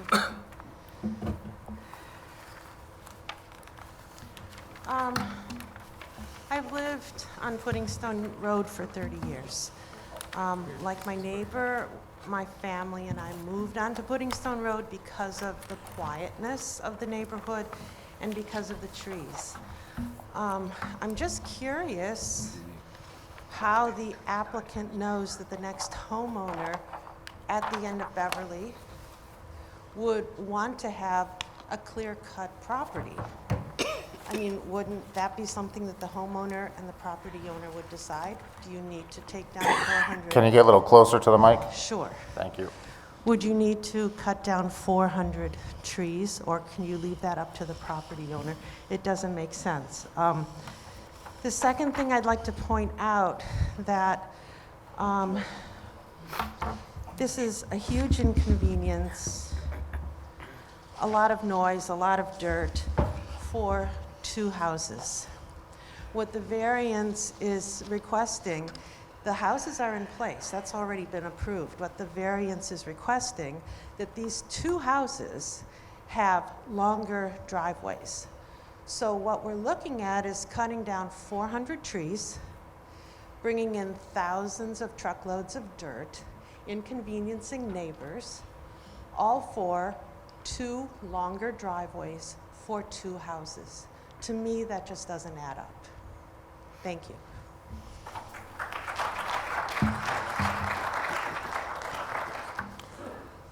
Joe? No questions, thank you. Board? Okay, Nick Homiak.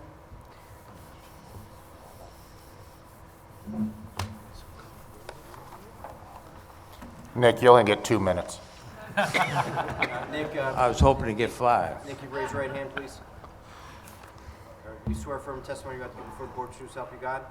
Yeah, I do. And for the record, you're Nick Homiak. What's your address? 26 Oneida Avenue, Lake Hiawatha. Thank you, sir. You're sworn. Understanding ecology is to safeguard the environment and improve human well-being. In this case, property is the enemy of community and nature. For this developer, Puddingstone Developers LLC, to use the title Puddingstone in his title is an antithesis to the original Puddingstone Ridge Corporation of the original community founded in 1950. The groundwater issue has not been addressed, but has been implied. And at the October 25th meeting, Mr. O'Neill stated that groundwater recharge was a component not to be considered. I found that very disturbing, especially in a area, Parsippany, with the highest water deficit in the Highlands. Our deficit is between 1 and 7.11 million gallons a day. The 2 block lots concerned, lot 4510 and lot 4511, are saturated with groundwater recharge. 4510 and 4511 are the largest portion of the critical slope. And in a letter by Passaic River Coalition Director Laura Howard in 1920, she warned that this area was a main component in the ground charge phenomena because of the steep slope and the unique vegetation. Aquifers are complex hydrological systems subject to emergent properties and affected by changes everywhere in the system. The large disturbance on these two lots will surely further affect the groundwater recharge. And Parsippany has not done a good job in the past protecting its groundwater recharge areas, which is one of several reasons why we have the highest water deficit.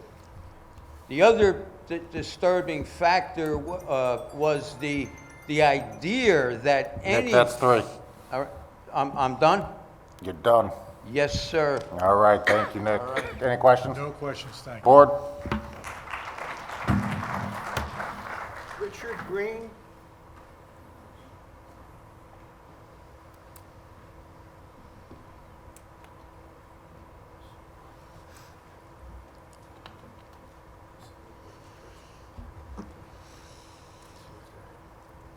So raise your right hand. You swear affirm testimony about to give tonight is true self and God? I do. For the record, your name is Richard Green. Correct. And provide your address. Number 12, Puddingstone. Thank you, sir. You're sworn. All right. We've been dealing with this builder for 19 years. It's been going on. Non-stop. Every year, something we've been back. Building walls, being told walls are the ways, walls are the way, that we can do this with the walls. Now, no walls. And I'm not going to go over the development of cutting the trees down because my neighbours already covered that. So I'm going to, as the gentleman said, I'm going to skip over that. Trucks, one after another. Every 7 minutes we have a truck come in, and I had to turn my alarm off because it just goes nuts. One truck in, dumps, comes one out. The trucks were coming in illegally because they were uncovered. Under New Jersey state law, they must be covered. They drop debris onto the road. We ourselves have to clean them up. We've called the town, complained about it. Nothing's ever done. The road's never swept after they've used the trucks. The trucks come down before 7 o'clock in the morning. New Jersey state law or our law in Parsippany, they're not allowed. They come down at 6:30 in the morning. They're not allowed to dump, I believe, after 5 o'clock in the evening. They come down in the evening and dump soil. We can hear them because it's bloody loud. We've had the police involved with the trucks being uncovered, and the police have turned up and stopped some of these trucks. I worked in HGV vehicles at some point in my life. These trucks are very poorly maintained. They're coming down the road with Jacobs brakes on. They are so loud, my house shakes. And you cannot have a conversation if you're in the yard. You have to stop because of the bloody trucks coming down the road. It is so loud. Safety. We have a lot of young families moving in with children. There's been incidents in the road. You've got a long-nosed truck. You cannot see what's in front of you. I don't care where you're driving. We've had a lady pushing a pram down the road, and she had to jump onto the side of the road because the truck did not see her. They come down the road. It's just a nightmare. You guys passed a resolution last year to move massive amounts of soil. Huge. We weren't even consulted on it. And it made our life hell. And this has been going on for 19 years. And every year you say, no, this is it, it's going to be done. And it's not. It just goes on. We just want our lives back. And it just goes on and on and on. The quality of quality of life is awful. Thank you. Thank you. No questions, sir. Board? Next. Next, Kathy Sheridan.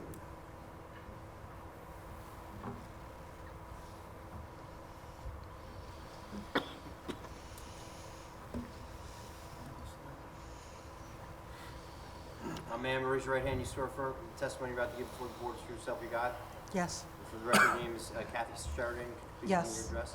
12 Puddingstone Road. Thank you, ma'am. You're sworn. To follow up, I agree with everything that Richard Green said. Puddingstone is an extremely narrow road.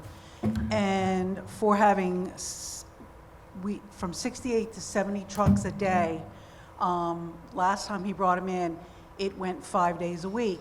If he's talking about 2,000 trucks coming in dirt, we're talking 2,000 trucks in, 2,000 trucks out, that's 4,000 trucks. I did the math, 5 days a week, we're talking about 68 to 72 trucks an hour going past our house for over 3 months. So we've been dealing with this, with the trucks for years.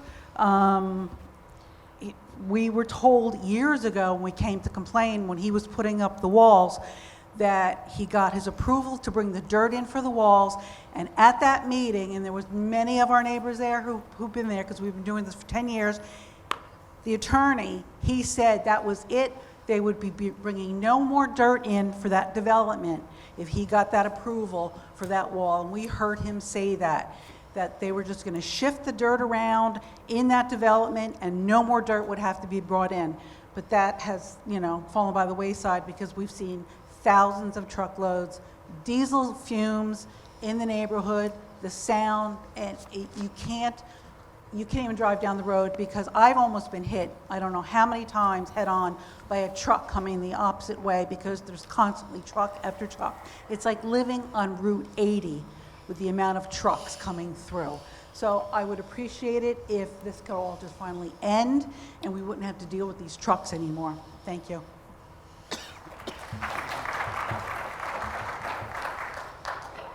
No questions, thank you. Board?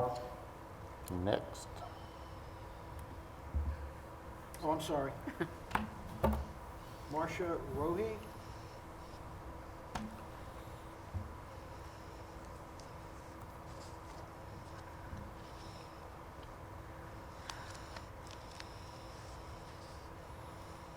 Ma'am, if you could raise your right hand, you swear firm testimony you're about to give before the board is true self you got? I do. For the record, your name is Marcia Rowe. Could you please give me your address? 23 High Ridge. You're going to have to get really much closer to the mic. 23 High Ridge. Thank you, ma'am. You're sworn. Thank you. I've just asked the board to please not approve this variance.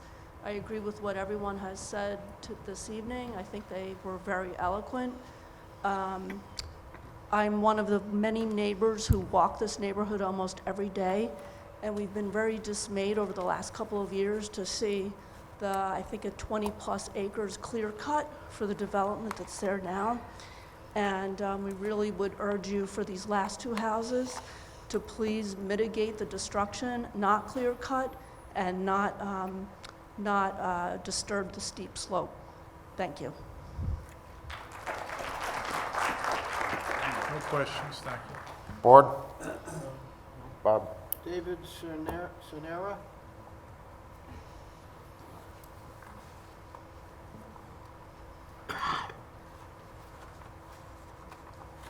Sir, could you raise your right hand? You swear firm testimony you're about to give before the board is true self you got? Yes, I do. For the record, David Sonera, could you please give me your address? David Sonera, C-E-R-N-E-R-A, 23 High Ridge. Thank you, sir. You're sworn. I'd like to make just a quick comment. Paul Niehoff has a plan of adding a storm drain system to a non-existent system now. He's going to add about another 25 or 30 houses to this system, and he's going to connect the existing system. I'm just wondering if you're aware of this. What are you referring to? I'm sorry. Well, now's not the time for us to answer questions. Well, all right. So I'm making you aware of the fact, and you should speak to Paul Niehoff on this subject, that he has plans to add an additional 25 houses to the existing storm drain system. I just want you to be aware of that. Thank you. No questions. Nothing from the attorney, board? Okay, moving right along. Thomas Williams?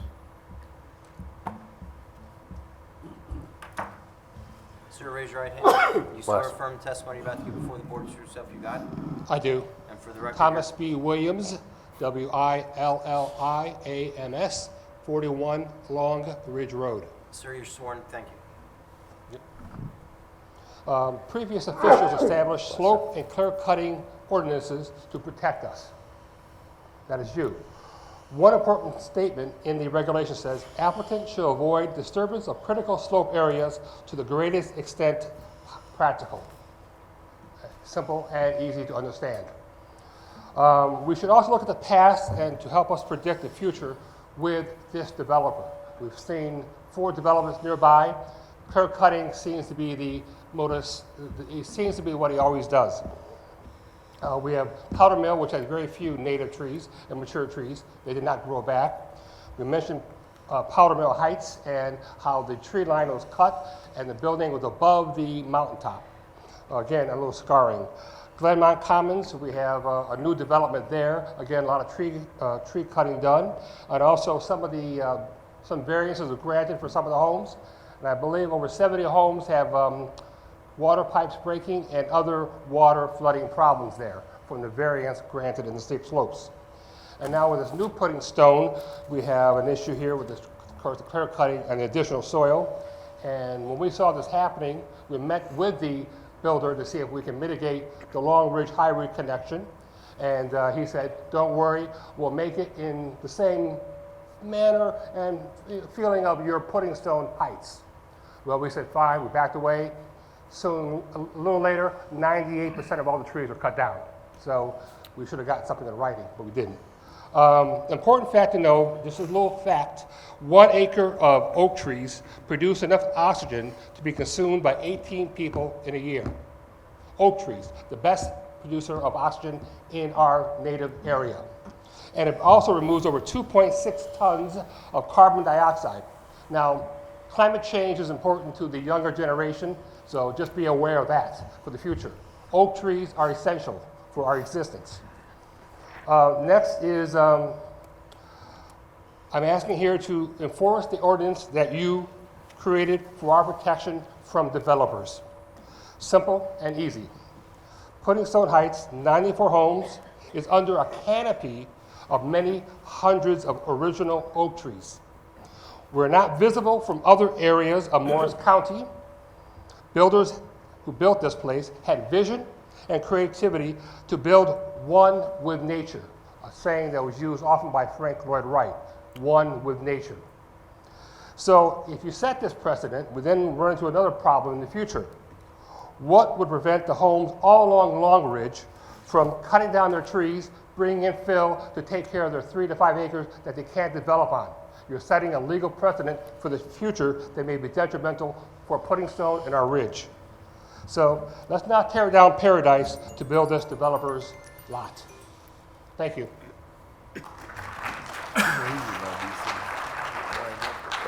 No questions, thank you. Okay, no questions, board? Christopher Venezia. No questions. No question? Sorry, I said no questions.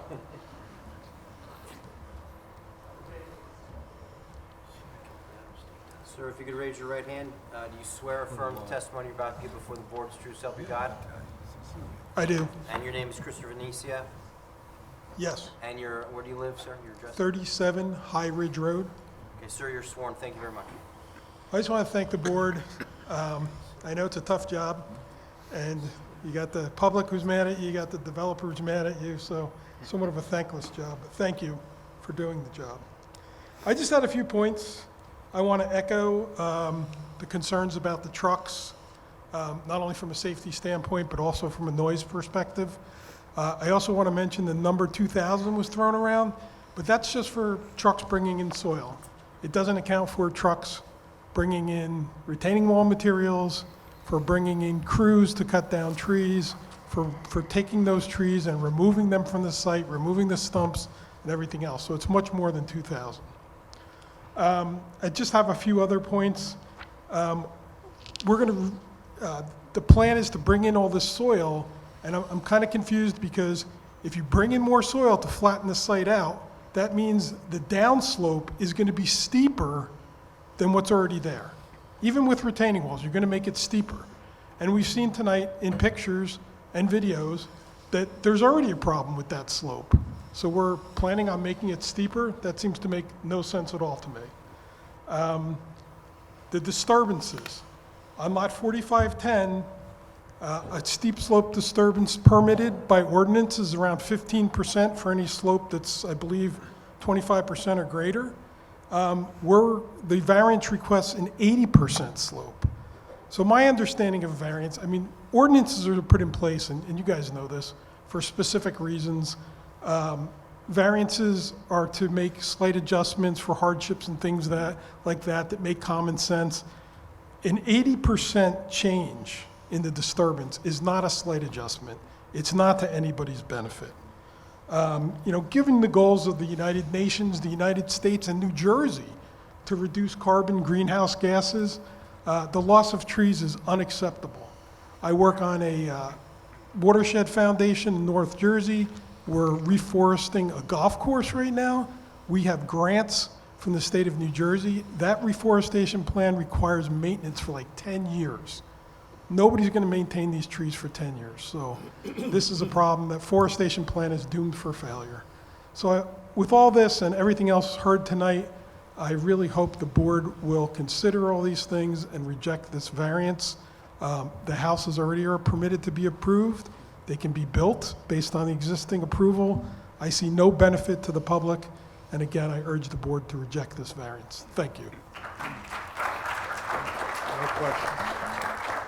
No questions from the attorney, board? Cheryl Venezia?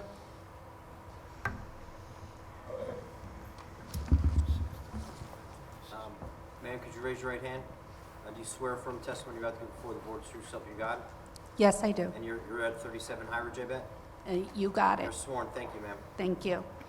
So first, again, I want to reiterate my husband's remarks. Thank you for your time commitment as volunteers. I can appreciate the commitment that you all put into this committee. My husband and I spent the better part of 35 years living in Union County, first Cranford, then Westfield. We moved to Morris County after our children... Little closer, please. We moved to Morris County after our children flew the coop, wanting a bit more elbow room and disheartened by the overdevelopment of Westfield over the last few years. We had a choice of where to settle, and we found a great community in Puddingstone Heights. I want to emphasize this point. You have the privilege of having the hidden gem of Morris County within the boundaries of Parsippany. We had our eye on Puddingstone Heights for a couple of years before we moved in 2021. We looked for many months within Morris County in our house hunt and made several offers on homes outside of Parsippany. Puddingstone has provided the best that Morris County has to offer, a wooded country setting providing privacy and seclusion we were looking for amongst the trees, with quiet streets where neighbors can easily walk, with people who genuinely care for and take care of each other. Perched at the top of a ridge, we are just minutes from shopping and dining, yet we still have the advantages of being in a development with natural surroundings, wildlife, and mature trees. By situating the proposed homes in such a way that requires fill to be brought in and trees taken down is not providing value add or benefit to the surrounding community, which has been in place since the 1960s. Puddingstone was originally established to take full advantage of the natural beauty of the heavily wooded mountain. Our development is proof that trees need not be taken down. Fill does not need to be brought in order to build a lovely home that will attract buyers. This is not a minor variance request by a resident wanting to enhance their home. This is a major request by a developer looking for maximized profits at the expense of increased wear and tear on township roads from the thousands of truckloads of fill to be brought in. I'd like to close by saying Puddingstone Heights is really not like any other development within Parsippany. It took us 30 minutes to drive here tonight.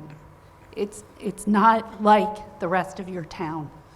I appreciate the collective years of experience the board members have in coming to a decision on variances being presented. But you must take into consideration that our community is not typical or like the rest of Parsippany. At one meeting, I could hear board members speaking on the microphones before the meeting started, readily admitting to each other they'd never even driven up to our development. How disappointed I was to hear that you've missed an opportunity to see firsthand the impact the current proposal will have on our daily lives.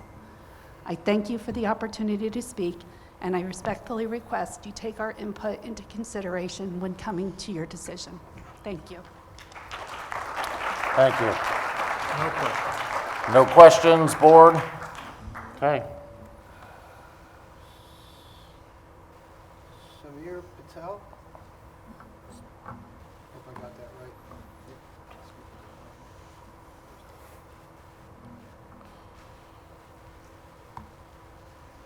Sir, raise your right hand. Do you swear affirm testimony you're about to give before the board is true self you got? Yes, I And do. your name is Savir Patel? SAMIRPATEL, 30 Oneida Avenue, Lake Hiawatha. Thank you. You're sworn. Thank you. So from what I'm hearing, it's about 5 acres of land will be cleared of trees and a lot of dirt be moved. And a lot of soil will be replaced with dirt in that area. Now, here is the difference between dirt and soil. So, dirt contains silt, pebbles, rocks, and minerals. What makes it soil is organic matter and the microbes that live in the soil. Okay, the plants that are on that land, they are in continuous exchange with the microbes that live in that soil. The soil releases nutrients that plants absorb, and plants releases nutrients that the microbes absorb and maintain this ecosystem of nutrient exchange between plants and soil.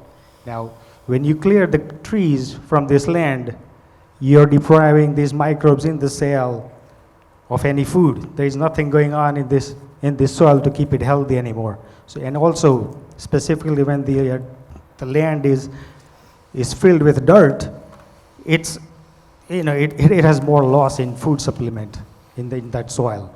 So that's not only going to make it worse, but over time, the trees that's been storing tons of carbon in the tree, not only that's gone, but it will also affect the soil in that area. The soil holds about 3 times more carbon than the tree could hold. All that carbon is going to get released back into the atmosphere. Right. A soil, let's say if it's a healthy soil, even 1% of soil that contains 1% organic matter, it can hold up to 10,000 gallons of water in its top 6 inches in 1 acre of area. And we are talking about 5 acres that could hold about 100,000 gallons of water. What's going to happen to that water? It's just going to get released and could cause flooding. That same water could be helping recharge the water aquifers in our township and across our township, wherever it flows through. Now, I think, from what I know, Parsippany relies heavily on water supply through groundwater, and 3 or 4 of our wells are already dried up. They don't have enough water in them. If we continue to have developments like this in smaller patches, today it's Puddingston, tomorrow it could be somewhere else, all these collectively, it could impact the recharge of our aquifers, and tomorrow 1 or 2 more wells could be drying up later on. All these things take years to happen, so we don't see it happening overnight. It's hard to notice it, but a couple decades from now, we would see some impact on it. That's your 3 That's minutes. all I have to Thank say. Thank you.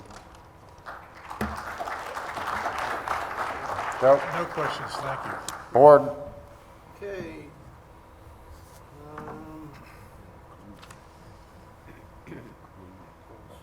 Michelle Gaynor? Not at all.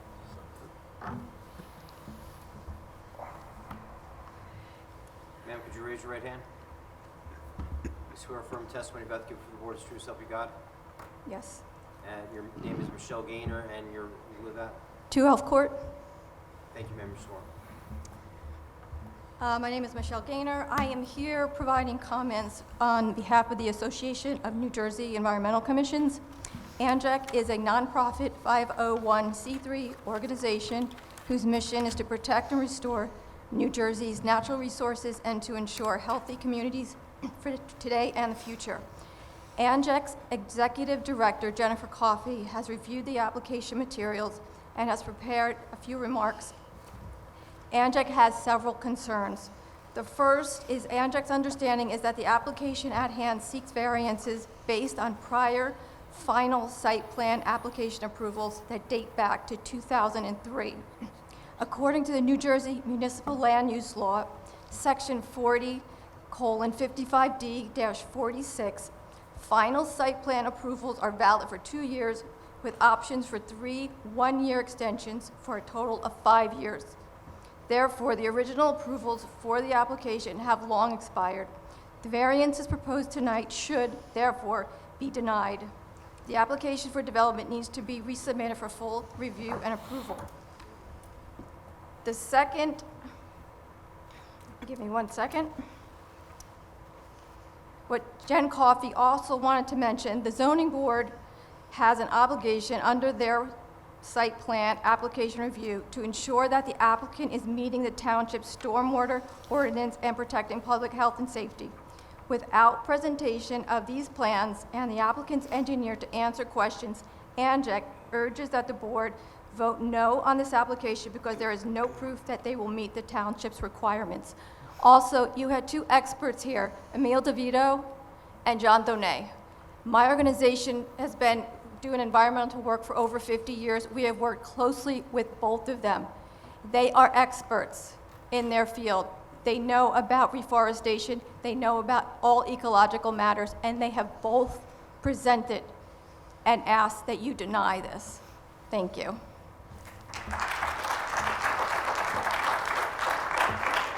Mr. Neal, No questions. board, Okay, I have an Eileen, and I think the last name starts with a T.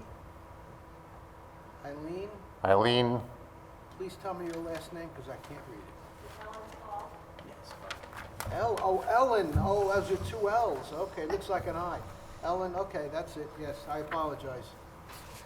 Ma'am, could you raise your right hand? You swear firm testimony about to give before the board is true, so help you God? Yes, I do. Can you state and spell your name? My name is Ellen Falk, E-L-L-E-N-F-A-L-K. I live at 17 Long Ridge Road. Thank you, ma'am, you're sworn. We moved into 17 Long Ridge Road, and when, excuse me, when we were looking for a home, I entered Long Ridge, and there was a sign there that said, lunch with neighbors.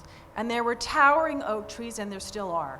Why this developer is here before the board is really a mystery to me, because they have exhibited poor stewardship of the land for the last 20 years since we've been there. We, as homeowners, have to apply for an application to remove more than 4 trees. There are over 40 oak trees on my small 1-acre lot. We care for our trees, we put money into our trees, and how is it that this tract of land has been clear-cut if you go up there and take the time to go and see these large retaining walls and the design of the homes, where certainly there was no design police, that's for sure. And having been a designer for the last 30 years, I tell you, if you do a good job with your home, you will make more money for good design on a smaller lot or a smaller home, which we do need.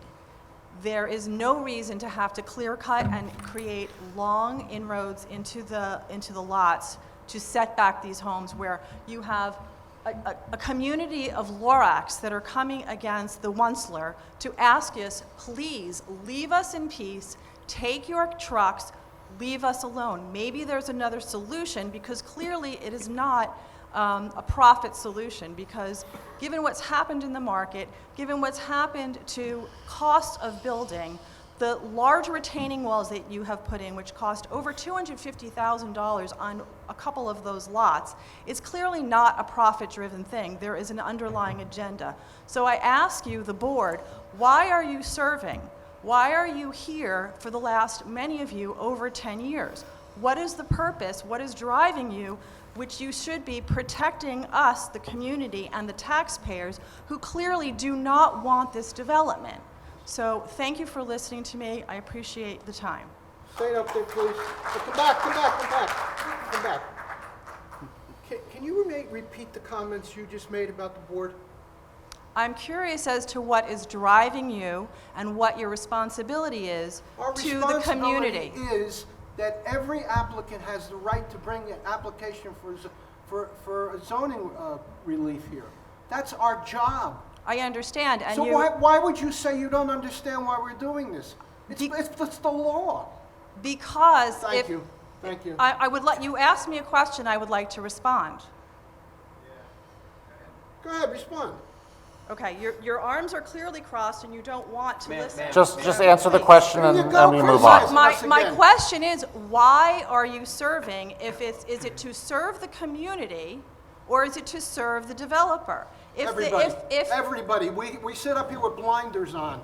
Our responsibilities to this town and to residents and to applicants who wish to have a variance. Based on your tone, that is not what's been clear All right, over we're the not last going 6 to months. start interpreting tones. Mr. O'Neill, you have any questions? No questions. All right, next Thank person. I'll just say, as a board member and for you residents, I personally take that as an assault. Can you hear me now? It's not going to help. Take one. Hello? Try this one. I don't speak a whole lot. I've served on this board for third term now. I'm an old boy, but I tell you, I don't do this in favor of any applicant or in any resident. We have to look at the facts, and that's what we do. And a personal attack on us from any citizen is a personal attack on me, and frankly, I take it very unfavorably.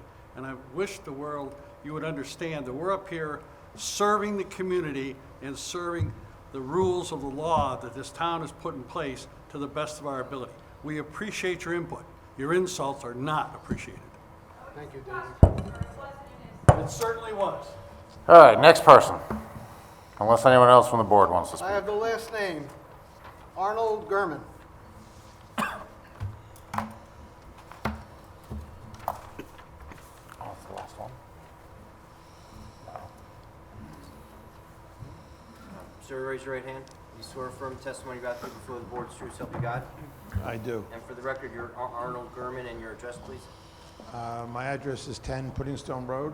Thank you, sir. You're sworn. I hate being the last speaker. There's so many more articulate people than me. Just speak into the mic. I wish I weren't the last speaker. There are so many more articulate people here than myself. I want to agree with everything that everyone said here. My neighbors at 8 and 12 Puddingstone Road address the truck traffic that we have on our street. I agree with them. The aerial photos showed all the dirt that was brought in. I can't even keep track of how many trucks it was. Some people say 1,000 trucks, 2,000 trucks. I have no idea, but it's constant, every day. On average, 7 minutes is a truck going by every day, shaking the foundation of the houses, creating noise so you couldn't hear yourself speak. They speed, they drive over the speed limit, they drop dirt on the road. We've called the police have helped. They've sent police cars up there to monitor. They've given out tickets. Then the trucks slow down for a little while, and then the police leave, and then the trucks speed up again. We were told, and I don't have documentation for it, but at a meeting many years ago, we were told that no more dirt would be brought into this development, no more dirt at all. I can't document when that was said. I didn't keep record of these things, but we were told no dirt, and then more than thousands of trucks of dirt are brought in.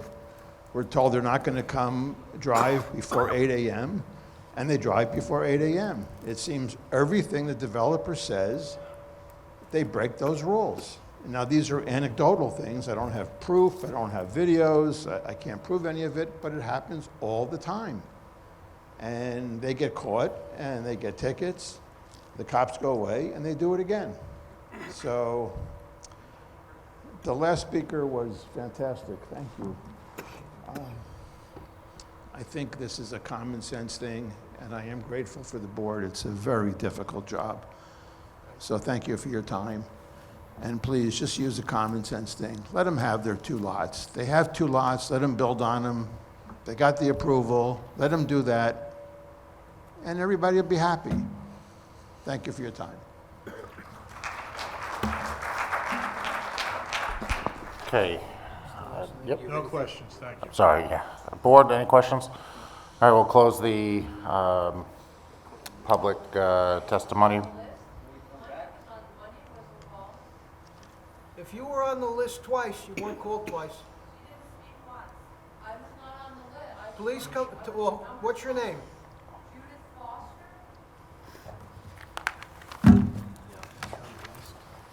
Raise your right hand, ma'am. Thank you. I'm so Raise your right hand, ma'am. You swear affirm the testimony about to give before the board is true, so help you God? I certainly do, Thank you, sir. ma'am. And you're Judith Foster? Judith Foster, 16 Long Ridge Road, and thank you. I'm so sorry that you all had to go through this, and I want to thank you also for your time and energy, because it's obviously a difficult job. I have lived in Morris County most of my life, in Parsippany for almost 45 years, the last 35 in Puddingstone Heights at 16 Long Ridge. In the corner, the east corner of an almost 3-acre lot that has a 750-foot front and a drop that way and 500 feet this way.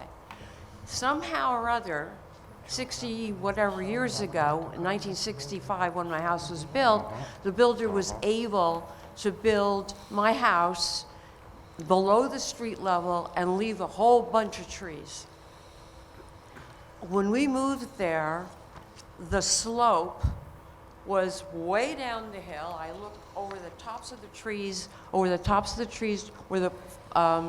fire academy is, and the ground cover was so thick, even our dogs got caught in the ground cover down there.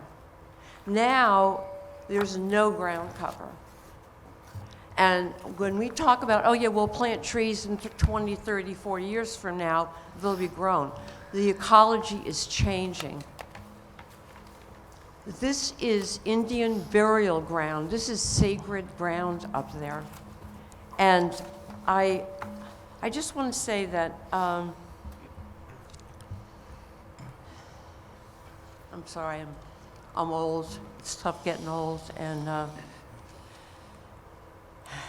I feel very emotional about this because I have watched in 35 years, I've watched the change. And be patient with our people. The last time we had to show up at something like this was back when Mayor Priori was in service, and we were fighting the cut through from, I don't even know if it's Beverly, but Puddingstone through our street. We are in the corner of the world that is just so sacred, and I ask you to, before you make your decision, to take the drive, yes, the half-an-hour drive, and go over to the top of the hill above the Police and Fire Academy and make the right onto Shongum and the right on Long Ridge. It's a 2-mile loop. Drive around. When you get to the back, you will see the 3 homes that were put in a few years ago. You could not see through to the other side. That's My your time time. is up. Thank you. Thank you again, and I ask you to take a drive-by before you make your decision. Oh, that's not bad. No questions. Thank you. Board, any questions? Okay, we'll close the public portion of this meeting. One comment too for the public. I can't speak for everybody on this board, but I can tell you I've not only driven by, I've been up there 4 or 5 times and have personally viewed it and walked the property. So don't think we just sit on our butt up here and look at pictures. Yeah, ditto. I also have been there 3 to 4 times, and I can show you all the mud on my feet of trying to walk that property. So we're aware of the property, we're aware of the situation, and we're aware of the previous variance that was granted for the walls, and that was only a few years ago, if I remember correctly. That's correct. Right? Yes, that is correct. Okay. All right, so at this point, Mr. O'Neill, you have the opportunity to sum. Thank you. I want to thank the board and members of the public, of course, for hearing us on this application. I know I've driven some people a little crazy by trying to focus the application back on the 3 lots that are under consideration, but I thought that was important because there are a couple issues that we need to talk about in relation to that. And one of the issues is that this site was originally approved for 3 lots. 2 of the lots are under construction right now. They've already been cleared to a certain extent. They've already had soil moved on them to a certain extent, so they have been developed. What we are proposing to do is to expand that area of disturbance to allow for the houses on those 2 lots currently being developed to be moved back. We're smoothing the lots, and for that, what we have proposed is a extensive tree planting scheme to restore those lots. And what has been forgotten, what we are proposing is to turn 490,000 square feet over to the township for permanent preservation, the other lot, the main lot, the larger lot. That is what this application is about. This application is the end of a process that began in 1998 for approvals for this development. And it is our intention for this to be the last approval, the last application. We think that this application is a good solution to some problems that have been experienced on the site. My applicant, our client, stands behind the work that they do, and you've seen the development on the neighboring lots that involve the walls. There was an incident, obviously. Everyone saw the photos here. That soil's been moved onto those lots for construction of those walls. What we are proposing here is not those walls. We are proposing, as was shown, a smoothing out in that grading and planting plan and the preservation of the other lot. Now, the public is under the impression that if the board denies this application, the applicant will develop the other 2 lots, that is correct, and they will save 300 trees, I don't know how correct that is, on those lots. But what the applicant is forgetting that is if this application is turned down, the 490,000 square feet comes back into play. As I said in the first hearing, it is almost 2024. In 2025, the township needs to begin its next plan for affordable housing. Yeah, you're booing now? You're going to love this next part. In the last round of affordable housing, the Highlands Council agreed with Fair Share Housing that development in the preservation area of the Highlands was to be driven to the planning area, the receiving area of the Highlands. Parsippany is in the planning area. And Parsippany's number... You people are rude! Let him talk! Parsippany's number was moved up a little bit for their responsibility to take some of the affordable housing that would have originally been in the preservation area and bring it into Parsippany. One of the things that's going on here that is important to certain people in the town is the preservation of that 3rd lot as an undisturbed lot. If this application gets denied, that lot comes back into play, and the best case scenario is my client develops those 2 lots as we showed you, and then maybe does something else on the 3rd lot. Or the better solution, obviously, would be to combine those lots. And the last affordable housing plan, all the plans were 30 units to the acre. So what are we talking about here? 100 units? 200 surface parking spaces? Easy. What we are proposing is the end of development on this development here, on Puddingstone, the end. If the application is denied, we're not making any representations that we're just going to develop those 2 lots. We're going to take a look at our options, and that's what we're going to do. But we think, regardless of that, this is a good application. Smoothing those lots cures a lot of problems that are going on the hills, as you've seen and heard. This planning plan is extensive and does not exist in the original approvals. There is no responsibility to provide trees on those lots. But we're committing to the plan you saw, and we committed at one of the hearings to expand that as much as your forestry department wants. So that's a good promise for us. And the preservation of that lot is a big deal. Most of the things you have been talking about here, the goals you are trying to achieve, are achievable through the preservation of that undisturbed lot. The 2 lots where the soil is being moved are already disturbed. Soil is already on there. So all this parade of horribles, I don't think it's proper for the board to consider that. I don't know what standards we could apply, how we could testify to that. But certainly, preservation of the larger lot is an important thing. And I would hope that the board would see through the noise that's going on here right now and look at these applications just on the merits of what we've proposed, the merits of the C variance, the balancing. And it's not just the balancing of the planning, it's not just the balancing of the grading, it's the balancing of the preservation of that lot too. That counts. And I hope the board would see it that way. I hope you approve it. Thank you very much.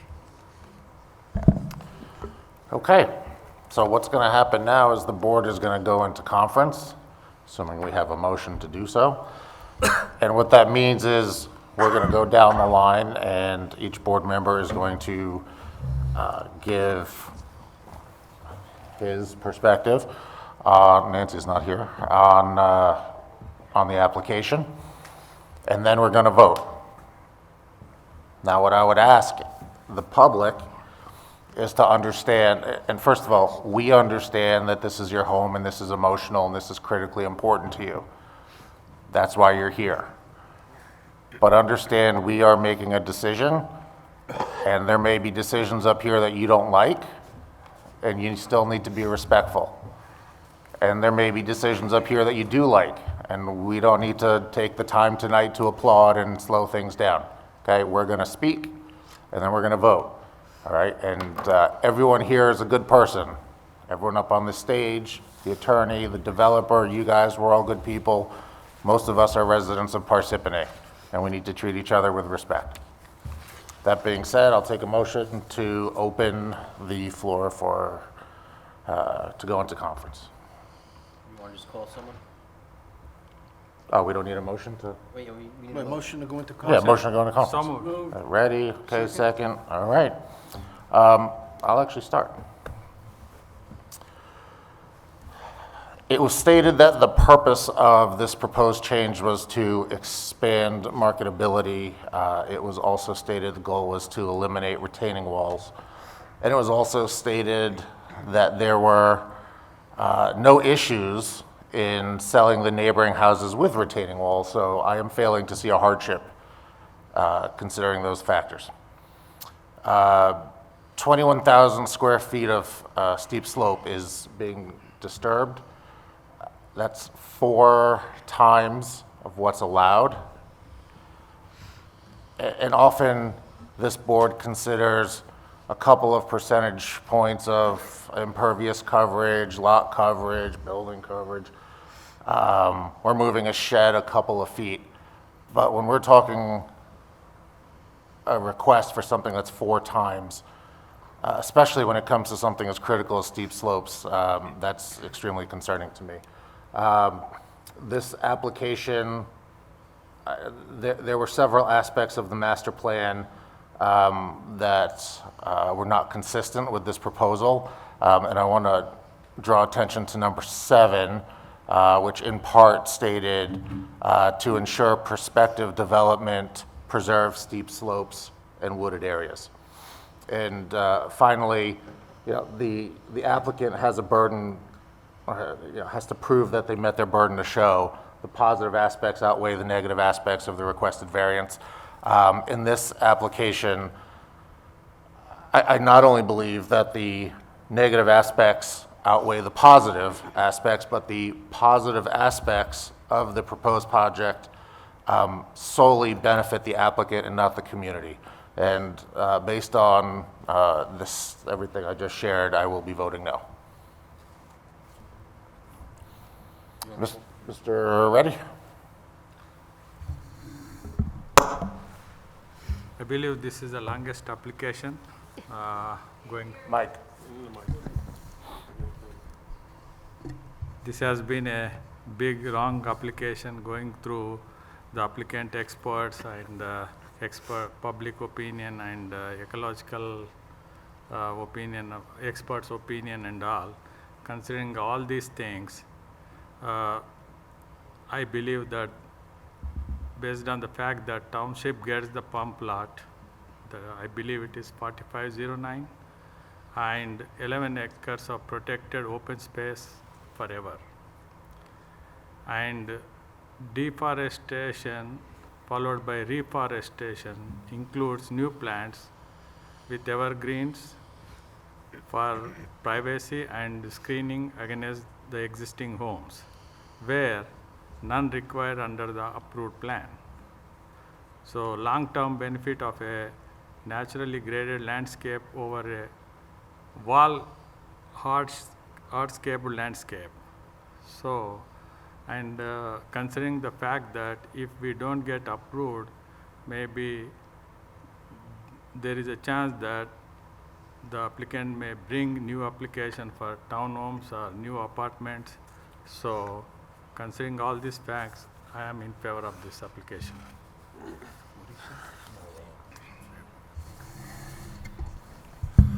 I'll try to be loud enough. I think I usually am. I haven't spent as much time on the board as most of the folks up here have. And I do know from speaking with them over my short time, everybody up here is here because we love this town. We want to do what's right, and sometimes it may not be agreed upon. So I just wanted to get that out of the way first. If I could echo what Mr. Kaplan said, word for word, I would. I have a bunch of stuff written down here, but I guess I'll just say it from what's in my head. Everybody wants to build their dream home, right? Everybody wants this perfect house. A developer wants to build the best house they can to get what they can for that house. In my opinion, if I were to build my dream house, I'd find a piece of land where it belonged. Disrupting the amount of space the plan is out there to disrupt, I don't agree with that. Being so far over the limit, I really think hasn't been proven that it's beneficial. Understand and appreciate what the community feels about it, but ultimately, I just feel that it hasn't been proven where it's a benefit to this community. So I have driven up there. I lived in Glenmont Commons for a while. I do know the area. I will also be voting no for this.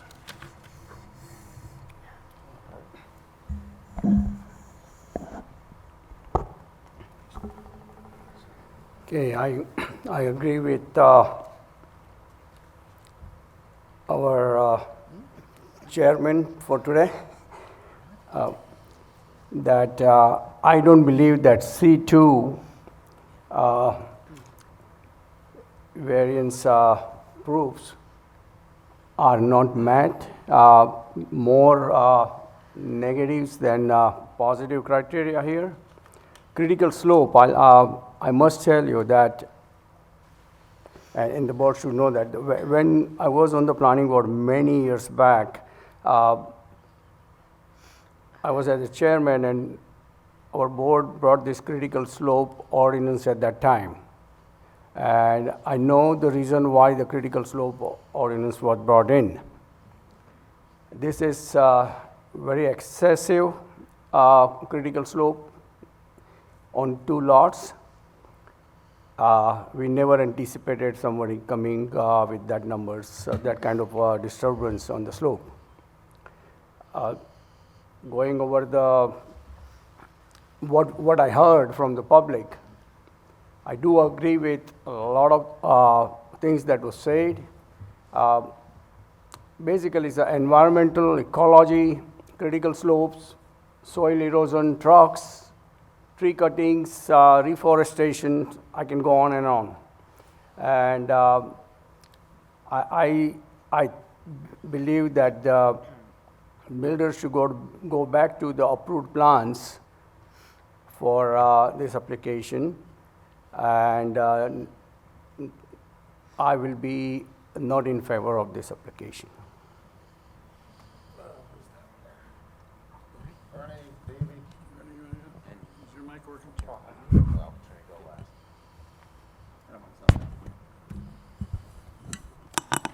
I agree with everything that Mr. Kaplan said. Sitting through all the testimony, I haven't really been able to find a real reason for moving the houses from their original location. Plus, the disturbance that's going to be done to the lot altogether and with the extra long driveway just doesn't make sense to me. I'll be voting no. I believe I very strongly in the testimony that the current plan would not allow for reforestation within the planned period of time. And I know the developer can do a better job in building these 2 homes there without this much disruption if he sticks to a smaller plan possibly. And I know he's good enough to do that. And we don't need the bargaining chip of the third lot, even though it's a true thing that we have to consider. And you need to understand that this developer is entitled to develop that property and do with that property what the law allows him to do. And it could be something not as favorable as you guys might think in the future, okay? That is a reality. But for me, that is not the reason I would vote A or nay on this application, because I really don't think it's pertinent upon the decision I would make. The decision I would make is based upon what needs to be done. And the steep slope variance from the early on was very, very disturbing to me, that we couldn't do better and that they haven't come back with a better plan. So for the current plan, I will be voting no. Well, I was here when they got the variance to build the walls. I was not, sorry. I was here when they got the variance to put the walls in on I believe it was 2 other houses. And I was not around for the original application back in 98, 2000. That was planning board, and that's not us. So if you look at the facts, the applicant has the right to build the 2 houses, right? He can go home tomorrow, put a shovel in the ground and start building them.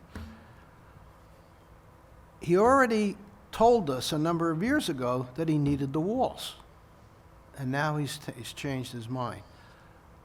I equate that, as a businessman for many years, that it became economically better for him to not build the walls and build them with the deforestation and the slope.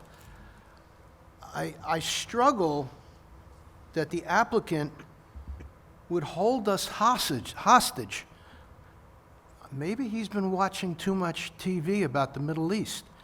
If he's going to hold this lot hostage so that we approve these 2, you know, this is the same developer that's been in this town since Christ walked the earth, okay? And I have sat in on many of the applications. I knew the gentleman who was in charge of it. I knew him personally for many years. I am appalled that they would say, we're going to hold you hostage on this lot, and I'm going to vote no. Okay, motion come out of conference. So moved. So moved. All right, moved and seconded. At this point, the board is going to vote. Nora, please call the roll. No, you got to. Oh, wait, sorry. Can I have a motion to vote? So moved. Second? I can't see my client. Sure thing.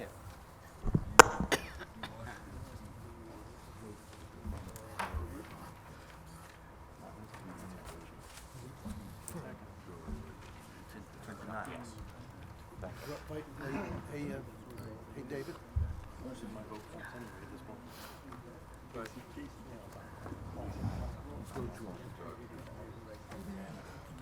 David, I think we should vote to have Pete draw up one, yes. No, Nancy's not here.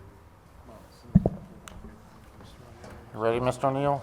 Yes, thank you, Mr. Chairman. Thank you for the opportunity to consult with my client. After consulting with my client, we would like to rework the application and pull it back and try to see if we can come up with a solution based upon some of the board comments to make this more palatable to the board and the public.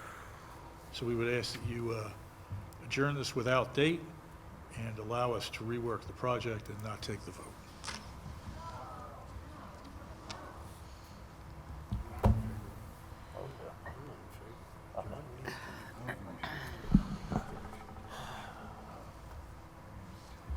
Any comments from the board? I'll tell you, I'm not in favor of that. Want to pull the ball? All right, let's Poll poll the of the... board? That is hard to say. I just asked Mr. O'Neill, frankly, your client is suggesting he would like to come back with an alternate plan for us to We would consider? have to do a complete alternate plan, yes. And so this process would start day one again? So why? No, not day one. We reworked the plan that's before you now. There's still the proposal with the development of these two lots, Could you rework-oriented. give us some little bone as to what enhancement might come out that may change if food votes up here? Well, one of the comments you, Mr. Willens, made was you thought the applicant can do better with the planning plan. And we would like to explore that. But why didn't we do that initially? Like, if it can be better, why didn't we come to this board with the best? Mr. Kaplan, I made a representation after consultation with my client that we would expand that planning plan without limit based upon comments of the town forester. That is obviously not satisfactory to the board.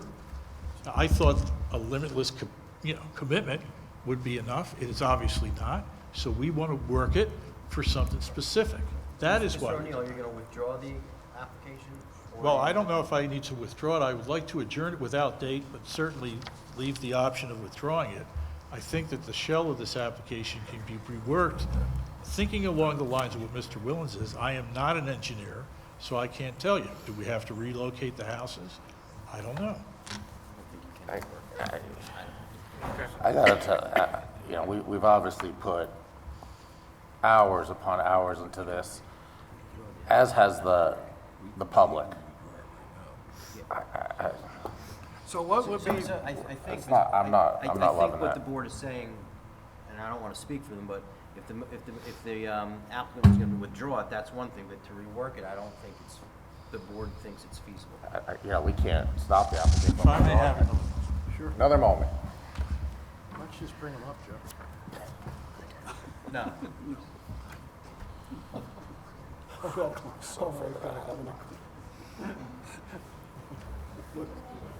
Looks good kill. What?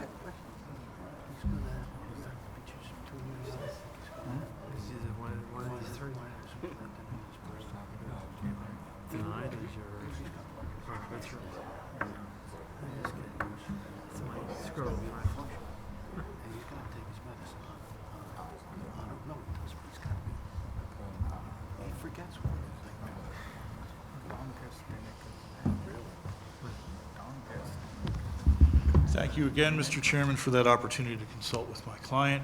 After consultation with my client, the application is withdrawn. Thank you. Now, we'll do a motion of accepting the withdrawal. Sure. All right, can I have a motion to accept the applicant's withdrawal? Moved. Second. Second, moved and seconded. Nora? Berkowitz. Yes. Kaplan. Yes. Mazzarella. Yes. Parikh.